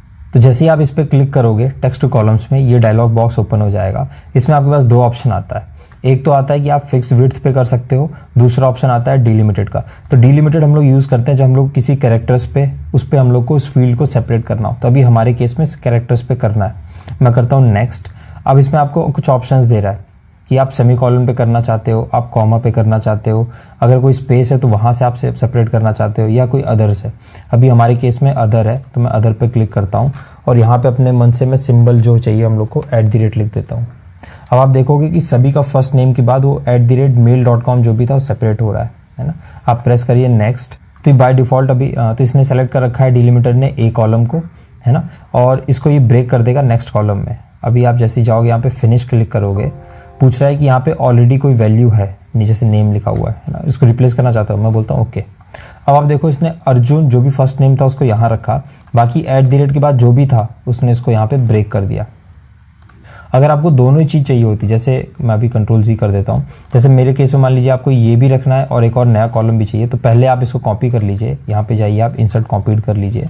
नेम को भी मैं डिलीट कर दे रहा हूँ। पूरे कॉलम को आप दोबारा क्लिक करिए, सेलेक्ट करिए, आप जाइए टेक्स्ट टू कॉलम में, सेम डिलिमिटेड में जाइए, नेक्स्ट में जाइए, अदर में @ है, नेक्स्ट में जाइए, कॉलम बोल रहा है इसने B1 सेलेक्ट किया, ठीक है, आप फिनिश कर दीजिए। अब आप देखो यहाँ पे आपको अर्जुन दे दिया, @ पे ब्रेक कर दिया, ठीक। इसको मैं कर दूंगा डिलीट और इसका नेम मैं चेंज करके कर दूंगा इस कॉलम का कि ये नेम है। अब बेसिक एक्सेल में आप टॉपिक आता है जो कि है ग्राफ बनाना, है ना, तो वो मैं आपको बेसिक लेवल पे सिखा दे रहा हूँ, है ना। तो सबसे पहले उसके लिए हम लोग को क्या चाहिए होगा, X और Y एक्सिस चाहिए होगा। तो मैं यहाँ पे नेम सेलेक्ट कर रहा हूँ और यहाँ पे फाइनल टेस्ट के स्कोर सेलेक्ट कर रहा हूँ। आप इसको कॉपी करिए, एक नया शीट ओपन कर रहा हूँ, यहाँ पे जाके मैं कर दे रहा हूँ पेस्ट, ठीक। तो यहाँ पे मुझे वो दोनों कॉलम मिल जाएंगे। मैं इसका साइज़ थोड़ा सा बढ़ा रहा हूँ ताकि देखने में थोड़ा ईजी हो जाए। अब मैं इसको सेलेक्ट कर रहा हूँ पूरे कॉलम को है ना। और पूरे कॉलम को सेलेक्ट करने के बाद जो भी आपको चार्ट चाहिए उसके लिए आप जाइए इंसर्ट टैब में। इंसर्ट टैब में जाते ही आपको एक ऑप्शन मिलेगा, एक ग्रुप होगा चार्ट्स का, इसमें रिकमेंडेड चार्ट्स होंगे, आप इस पर क्लिक करिए। अभी आपको डिफरेंट रिकमेंडेड चार्ट्स दिखा रहा है। मोस्ट ऑफ द केसेस में आपका काम यहाँ से हो जाएगा, बट अगर आपको लगता है कि आपको कोई और पैटर्न के चार्ट चाहिए, कोई और चार्ट का टाइप चाहिए, तो आप यहाँ जा सकते हो। यहाँ पे आपको डिफरेंट ऑप्शंस मिल जाएंगे, है ना। ये पाई चार्ट हो गया, ये लाइन चार्ट हो गया, एरिया अंडर द कर्व हो गया, है ना, एरिया चार्ट हो गया। इस तरह के आप चार्ट यूज़ कर सकते हो जैसा आपको चाहिए, है ना। यहाँ पे काफ़ी सारे चार्ट होते हैं, ट्री मैप हो गया, है ना, हिस्टोग्राम हो गया, बट अभी हमारे केस के लिए कॉलम चार्ट काफ़ी अच्छा होगा। मैं उसको सेलेक्ट कर ले रहा हूँ और यहाँ पे 2 ऑप्शन दिखा रहा है। एक तो बेसिक हो गया जिसमें आपको ऐसे चार्ट मार्क्स दिखे होंगे, नीचे नाम होगा। दूसरे में थोड़ा सा इनका विड्थ ज़्यादा है, कुछ कलर ग्रेडेड है उस टाइप का, बट मुझे बेसिक वाला ठीक लग रहा है, मैं इसको ओके कर दे रहा हूँ। इसका साइज़ यहाँ से बढ़ा ले रहा हूँ। अब यहाँ पे देखोगे आप, ये चार्ट बन गया नॉर्मल। यहाँ पे सभी बच्चों के नाम आ गए, उनके सभी के मार्क्स आ गए आउट ऑफ 100।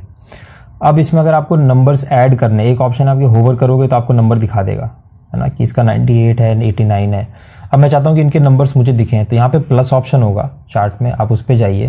तो इसका साइज़ काफ़ी ज़्यादा है, तो सबसे पहले मैं इसका साइज़ काफ़ी ज़्यादा हो गया, इसको मैं थोड़ा कम कर ले रहा हूँ। अब यहाँ पे राइट टॉप कॉर्नर में आपको ऑप्शन दिख रहा होगा चार्ट एलिमेंट्स का, आप उस पर क्लिक करिए। यहाँ पे एलिमेंट्स आ जाएंगे। तो मुझे क्या चाहिए इसमें, मुझे चाहिए डेटा लेबल्स, है ना। आप क्लिक कर दीजिए डेटा लेबल्स पे, आप सभी के आपको डेटा लेबल्स दिखाएगा, तो आपको होवर करने का जरूरत नहीं पड़ेगा। इसके अलावा इसमें अगर आपको ग्रिड लाइन, जो पीछे आपको ये हॉरिजॉन्टल लाइंस दिख रही हैं, ये नहीं चाहिए, आप इस पर क्लिक कर दीजिए, ग्रिड लाइंस भी हट जाएंगे। चार्ट के एक्सेस इसमें अभी नहीं आ रहे, मैं चाहता हूँ कि चार्ट के एक्सेस भी आ जाएँ, तो आप क्लिक करिए एक्सेस टाइटल पे, ठीक। अब यहाँ पे आप एक्सेस पे नाम दे सकते हो, तो जैसे ये क्या है, ये है स्टूडेंट नेम्स, है ना। और ये क्या है,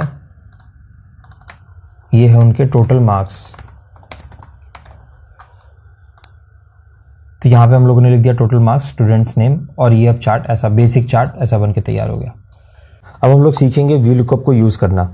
तो उससे पहले हम लोग जान लेते हैं कि वी लुकअप होता क्या है। तो वी लुकअप का फुल फॉर्म होता है वर्टिकल लुकअप, है ना। और इसको हम लोग यूज़ करते हैं एक्सेल में, जब हम लोग को किसी भी कॉलम के सामने उसकी रिस्पेक्टिव वैल्यूज़ चाहिए हो इसी कॉलम के बेस पे। जैसे मुझे नेम के बेसिस पे कोई भी वैल्यूज़ चाहिए हो जो कि इस टेबल में प्रेजेंट हो, है ना। जैसे यहाँ पे आपके पास मल्टीपल कॉलम्स है, एज है, जेंडर है, क्लास है, यूनिट टेस्ट के नंबर हैं और फाइनल टेस्ट के नंबर है। ये सब वैल्यूज़ मैं नेम कॉलम के बेसिस पे यहाँ पे लेके आ सकता हूँ। तो उस केस में हम लोग यूज़ करते हैं वी लुकअप। अगर ये वैल्यूज़ आपके इस टेबल में नहीं होगी तो वो यहाँ पे वैल्यूज़ आपको NA दे देगा, मतलब नल दे देगा, वो वैल्यूज़ प्रेजेंट नहीं है, ठीक है। इसको यूज़ करने के लिए आपको जिस भी प्लेस पे वैल्यूज़ चाहिए वहाँ पे आप क्लिक करिए और आप इक्वल्स टू का सिंबल डालिए, जो कि हम लोग फॉर्मूला यूज़ करने के लिए लिखते हैं। आप लिखिए इक्वल्स टू और वी लुकअप लिखिए, तो यहाँ पे आपको ऑप्शन मिल जाएगा वी लुकअप का। आप टैब सेलेक्ट करके उस फार्मूला को सेलेक्ट कर लीजिए। उस फार्मूला में सबसे पहला वैल्यू जो मांगता है वो आपका मांगता है लुकअप वैल्यू। मतलब आप यहाँ पे जो भी वैल्यू लाना चाहते हैं वो किस वैल्यू के लिए लाना चाहते हैं, किस वैल्यू को लुकअप के बेसिस पे लाना चाहते हैं। तो मैं चाहता हूँ नेम के बेसिस में, जिसमें सेलेक्ट करूँगा मैं वृंदा कॉलम को, है ना, वृंदा सेल को। इसको मैंने सेलेक्ट किया, अब प्रेस करूँगा कॉमा। जैसे ही आप कोई भी एक वैल्यू सेलेक्ट कर लोगे आपको कॉमा देना होगा, आप कॉमा प्रेस करोगे। अब पूछ रहा टेबल अरे वृंदा, अभी नेम कॉलम के लिए आपको कहाँ से, किस टेबल से वैल्यू लेके आना है, तो इस टेबल से मुझे लाना। उस पूरी टेबल को मैं सेलेक्ट करूँगा। याद रखिएगा आपको पूरी टेबल सेलेक्ट करना है, सिर्फ एक कॉलम या एक रो नहीं, पूरी टेबल सेलेक्ट किया। उसके बाद मैं प्रेस करूँगा। अगर आप देखोगे यहाँ पे A3 से G3 सेलेक्ट हुआ है, रेंज सेलेक्ट हुआ है, बट इसमें ये फिक्स नहीं है। इसको फिक्स करने के लिए मैं प्रेस करूँगा फंक्शन प्लस F4। अब आप देखोगे इन सभी वैल्यूज़ के साथ डॉलर साइन आ गया। इसका मतलब ये पूरा का पूरा जो एरे है या टेबल है ये फिक्स हो चुका है। अब मैं प्रेस करूँगा कॉमा। अभी पूछ रहा है कॉलम इंडेक्स नंबर, मतलब नेम कॉलम के सामने आपको जो भी वैल्यू चाहिए वो इस टेबल में किस इंडेक्स नंबर पर है, उस कॉलम का इंडेक्स नंबर क्या है ना। तो नेम अगर मैं देखूंगा तो यहाँ पे नेम स्टार्ट होता है। इसके बाद मुझे चाहिए लास्ट कॉलम जो कि फाइनल टेस्ट। अगर इसका नंबर मैं देखता हूँ, नेम को स्टार्ट करना होगा 1 से, तो 1 2 3 4 5 6 7। जो मेरा फाइनल टेस्ट जो है वो मेरा रो नंबर 7 पे है, तो यहाँ पे मैं दूंगा 7 नंबर, इंडेक्स नंबर मेरा हो जाएगा 7। प्रेस करूँगा कॉमा। लास्ट में पूछ रहा आपको अप्रॉक्सीमेट मैच चाहिए या एग्जैक्ट मैच चाहिए, तो मुझे चाहिए एग्जैक्ट मैच, जिसके लिए मैं प्रेस करूँगा 0 या आप फॉल्स भी टाइप कर सकते हो। अब मैं प्रेस करूँगा एंटर। ये स्कोर दे रहा है 98 वृंदा का। एक बार क्रॉस चेक कर लेते हैं। वृंदा का स्कोर यहाँ पे 98 है फाइनल टेस्ट का, जो कि करेक्ट है। अब अगर मुझे बाकी जगह फिल करना है इसके नीचे कॉलम्स के लिए, यहाँ पे सिंपली आप राइट साइड कॉर्नर में जाइए और डबल क्लिक कर दीजिए, वो ऑटोमेटिक बाकी सभी के लिए फिल कर देगा। हम लोग एक के लिए और चेक कर लेते हैं, अभिमन्यु के लिए। अभिमन्यु का स्कोर है 81, जो कि करेक्ट है। एक चीज़ का अब इसमें मैं नोट पॉइंट बताना चाहूँगा, जो कि काफ़ी ज़्यादा यूज़ होता है अगर आप इसको डेटा एनालिसिस में यूज़ करते हैं, है ना, और ये काफ़ी ज़्यादा ट्रिकी हो जाता है काफ़ी टाइम पे, जिससे आपको गलत डेटा मिल जाएगा। जैसे अगर ये नेम रिपीट होते हैं, है ना, अगर क्योंकि ये स्टूडेंट्स के नेम है, किसी क्लास में कोई बच्चे हैं उनके नाम है, ये रिपीट हो सकते हैं, एक नाम के 2 लोग हो सकते हैं, है ना, उस केस में आपको बहुत ज़्यादा मतलब अटेंटिव रहना होगा और ध्यान रखना होगा जो वैल्यूज़ आई है वो करेक्ट आई है कि नहीं। अगर डुप्लीकेट वैल्यूज़ चेक करना है तो उस पूरे कॉलम को मैं सेलेक्ट कर रहा हूँ, कंडीशनल फॉर्मेटिंग में जा रहा हूँ, हाईलाइट सेल्स में डुप्लीकेट वैल्यूज़ को क्लिक कर रहा हूँ, ओके कर दूंगा। अब आप देखोगे यहाँ पे 2 वैल्यूज़ आ रही हैं जो कि रिपीट हो रही हैं, हरी और एक और बार हरी आ रहा है ना, मगर ये जो बच्चा है ये है क्लास 10th का और जो दूसरा हरी है वो है क्लास 6th का, है ना।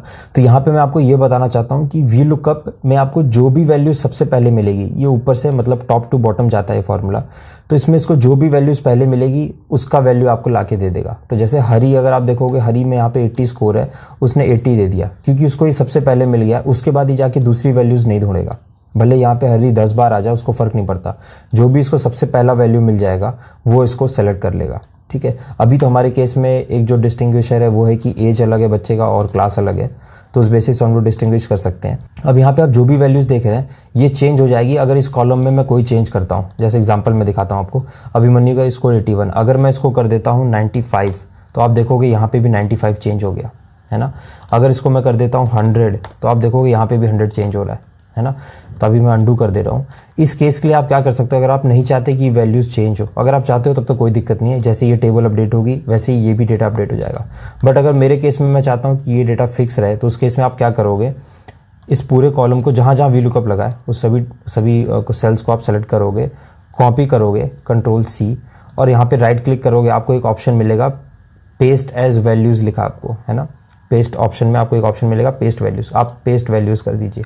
अब आप देखोगे तो फॉर्मूला बार में जो फॉर्मूलेज लगे थे वी लुकअप के वो हट चुके हैं, तो ये आपके एक एब्सोल्यूट वैल्यू बन गया। अगर अब मैं यहाँ पे कोई चेंज करता हूँ, है ना, जैसे 100 कर देता हूँ, तो यहाँ कोई फ़र्क नहीं पड़ेगा क्योंकि अब ये एब्सोल्यूट नंबर बन चुके हैं, फॉर्मूलाज हट चुके हैं। तो आई होप आपको ये वी लुकअप टॉपिक क्लियर हो गया होगा। अब हम लोग देखते हैं कि पिवट टेबल को कब यूज़ करते हैं और कैसे यूज़ करते हैं। तो उससे पहले हम लोग ये जान लेते हैं कि पिवट टेबल होता क्या है। तो पिवट टेबल एक बहुत ही पावरफुल टूल है जो कि एक्सेल में होता है और ये हेल्प करता है आपको डेटा कैलकुलेट करने में, डेटा को समराइज करने में और किसी भी डेटा को एनालाइज करने में, खासकर जो काफ़ी ज़्यादा लार्ज नंबर में डेटा होते हैं उनको एनालाइज करने में। और ये सब चीज़ें करने के बाद आप डेटा से आप ट्रेंड फाइंड कर सकते हो, उसमें अगर कोई पैटर्न है तो वो आप फाइंड कर सकते हो और साथ ही साथ आप उन डेटा को आपस में कंपेयर कर सकते हो, है ना। इन सब केस के लिए हम लोग पिवट टेबल का यूज़ करते हैं। अब जैसे यहाँ पे अगर मैं आपको यूज़ केस बताऊँ, तो जैसे मान लीजिए मेरा क्वेश्चन है कि कौन से बच्चे, बॉयज़ या गर्ल्स, मतलब मेल या फीमेल, कौन से बच्चे का स्कोर फाइनल टेस्ट में ज़्यादा आता है, तो इस डेटा को आप एनालाइज कर सकते हैं। एक ऑप्शन तो आता है कि आप इसमें फ़िल्टर लगाओ, फिर एक बार मेल चेक करो, उसका सम करो, फिर एक और बार फ़िल्टर लगाओ, आप फीमेल चेक करो, फिर उन सभी का सम करो, तब आप जाके बता पाओगे, है ना। अभी तो यहाँ थोड़ा सा डेटा है तो ईजी हो गया, जब इसको मैं और कॉम्प्लेक्स करता जाऊँगा तो आपके लिए बहुत दिक्कत हो जाएगा। जैसे मैं बोलूँ भूमि हाउस में कौन से बच्चे ज़्यादा अच्छा पढ़ते हैं, गर्ल्स या बॉयज़, है ना।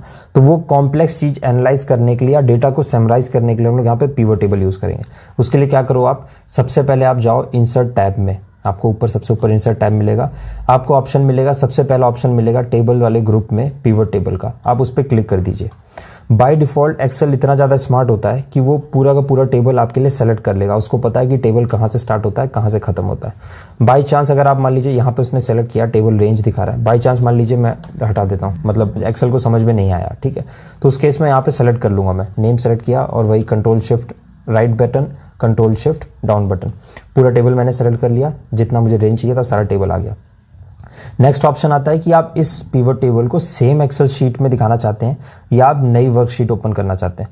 तो यार सेम में मैं यूज़ नहीं करता क्योंकि काफ़ी ज़्यादा क्लटर्ड हो जाता है, यहीं पे सारा डेटा, यहीं पे आप एक्सेल पिवट बनाओगे, तो उसके लिए मैं क्या करता हूँ, न्यू वर्कबुक यूज़ करता हूँ। आप उस पर क्लिक करिए, बाय डिफ़ॉल्ट है, आप ओके कर दीजिए। जैसे आप ओपन करोगे यहाँ पर आप देखोगे अभी तक शीट 1 था, बाय डिफ़ॉल्ट एक नया शीट ओपन हो जाता है, शीट 2, ठीक।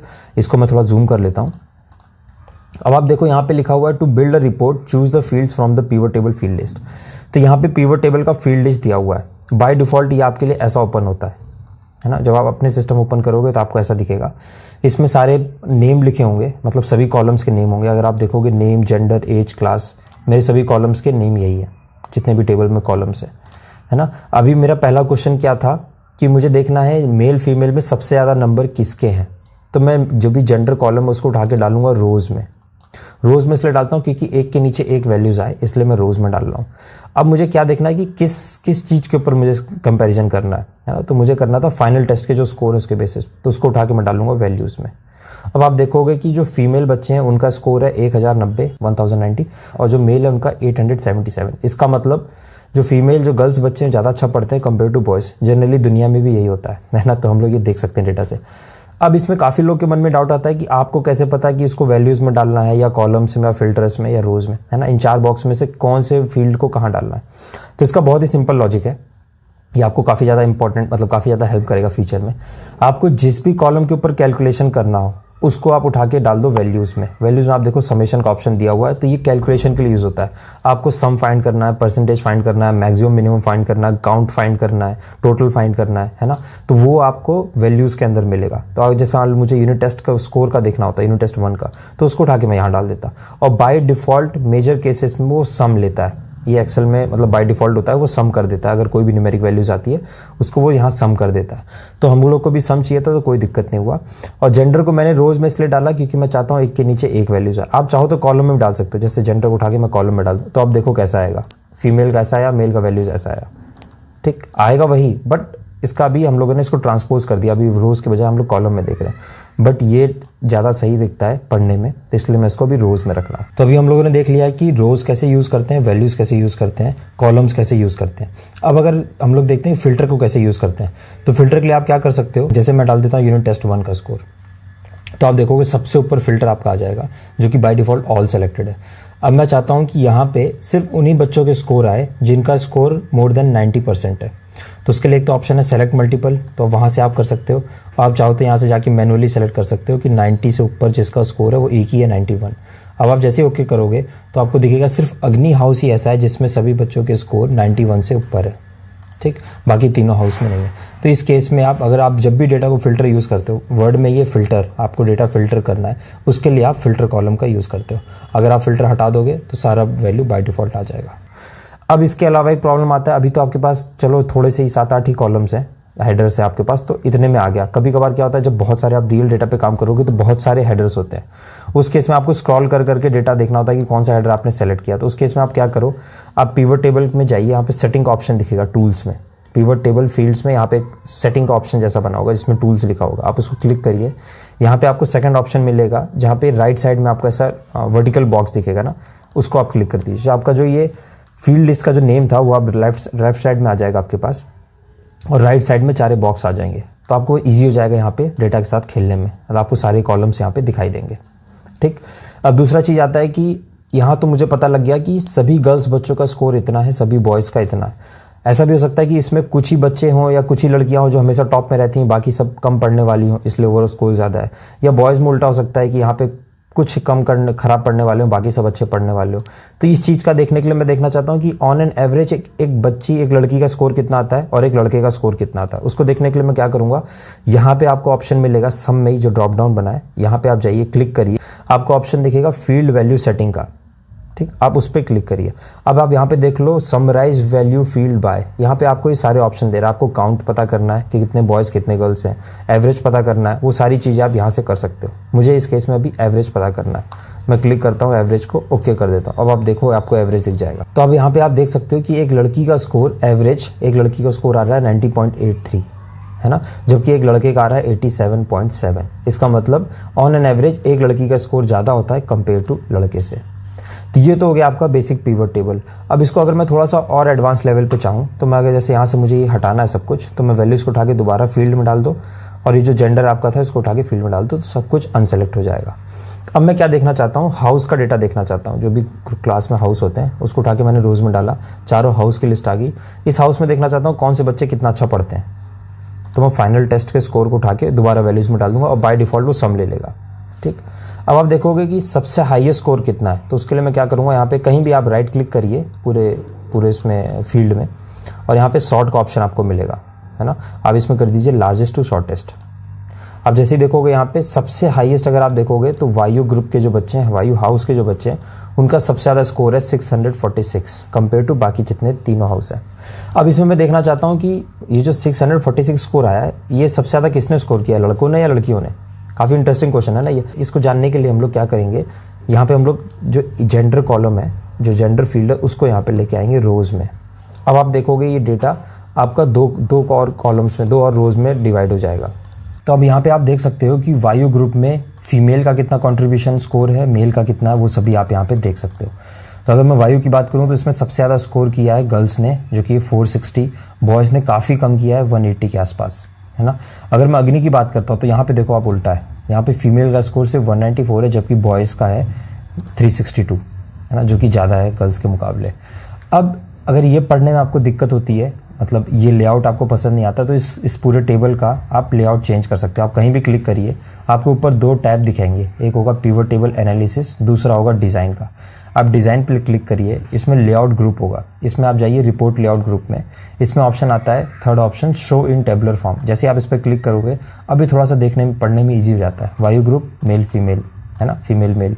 अग्नि में जो भी गर्ल्स बॉयज़ हैं सबका स्कोर आ जाता है। दूसरा चीज़, अब मैं नहीं चाहता कि ये सबका सब टोटल दिखाए, यहाँ पे जितने भी सब टोटल आ रहे हैं, उसके लिए क्या करूँगा मैं, इसी आपको लेआउट में ऑप्शन, सबसे पहला ऑप्शन आएगा सब टोटल का, आप उस पर क्लिक करिए, डू नॉट शो सब टोटल्स। आप क्लिक करिए, सारे सब टोटल्स हट जाएंगे। सिमिलरली आप ग्रैंड टोटल अगर हटाना चाहते हैं, आप यहाँ पे जाइए ग्रैंड टोटल ऑप्शन में, सबसे ऊपर आता है off for rows and columns, तो वो भी हट जाएगा। इसके अलावा भी आप कुछ बेसिक फॉर्मेटिंग कर सकते हो, जैसे इस टेबल का कलर चेंज करना है तो आप यहाँ पे जाइए, सब कलर चेंज हो जाएंगे, इसके फॉर्मेट चेंज हो जाएंगे, है ना। ये सब चीज़ें आप बेसिक कर सकते हो यहाँ पे। अब इसके अलावा मुझे देखना है कि जैसे यहाँ पे मेल्स जो हैं इनका स्कोर ज़्यादा है, जो लड़के हैं अग्नि हाउस में उनका स्कोर ज़्यादा है, मुझे देखना है ये लड़के हैं कौन, है ना। तो आप यहाँ पे जो 362 लिखा है, इस पर आप डबल क्लिक करिए, वो अपने आप एक नया टैब खोलेगा, एक नया शीट खोलेगा, उसमें आपको सभी बच्चों के नाम दिखा देगा। तो आप देखो यहाँ पे 4 लड़के हैं जिन्होंने इतना स्कोर किया है। अब एक लास्ट फाइनल चीज़ मैं आपको बता देता हूँ जो काफ़ी हेल्पफुल होगा आपके लिए। कभी कभार क्या होता है कि आपने सारा डेटा बनाया, बट आपके इस रॉ शीट में जहाँ से आप ये डेटा ला रहे हो, वहाँ पे कुछ अमेंडमेंट्स करने पड़े, कुछ चेंज करने पड़े आपको। जैसे मान लीजिए अभिमन्यु का स्कोर इस वक्त 81 है, ठीक है, ये भूमि ग्रुप का लड़का है जिसका स्कोर 81, मान लीजिए इसको मैं बढ़ा के कर देता हूँ 99, ठीक, इसका हाई स्कोर हो जाएगा। तो अब जो बॉयज़ का कॉन्ट्रीब्यूशन होना चाहिए, क्योंकि ये मेल कैटेगरी में आता है भूमि ग्रुप में, वो बढ़ जाना चाहिए।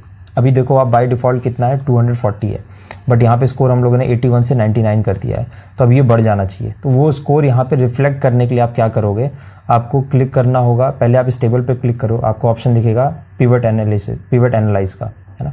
आप बाहर क्लिक करोगे तो वो ऑप्शन नहीं आएगा, आपको पिवट टेबल पे कहीं क्लिक करना होगा, कहीं भी, ठीक। अब आपको ऑप्शन दिख रहा है पिवट टेबल एनालाइज का, इस पर आप क्लिक करिए, पिवट टेबल एनालाइज पे। यहाँ पे ऑप्शन दिख रहा होगा आपको डेटा में रिफ्रेश का, है ना। जैसे ही आप रिफ्रेश क्लिक करोगे, अभी आप देखना भूमि में 240 का स्कोर चेंज हो जाएगा। जैसे आप रिफ्रेश करोगे, रिफ्रेश ऑल कर देता हूँ, रिफ्रेश एक ही बात है, रिफ्रेश ऑल कर दे रहा हूँ। अब देखो यहाँ पे 240 से 258 स्कोर हो गया, क्योंकि अभी हम लोगों ने यहाँ पे जाके स्कोर 99 कर दिया है, मतलब 18 स्कोर बढ़ाया था, वो यहाँ पे आपको रिफ्लेक्ट कर रहा है ना।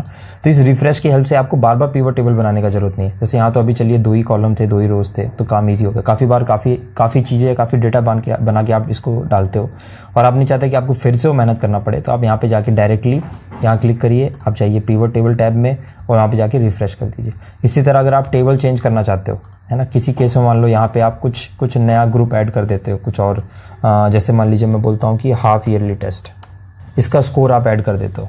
यहाँ पे मैं डबल क्लिक कर दे रहा हूँ, कॉलम आ जाएगा।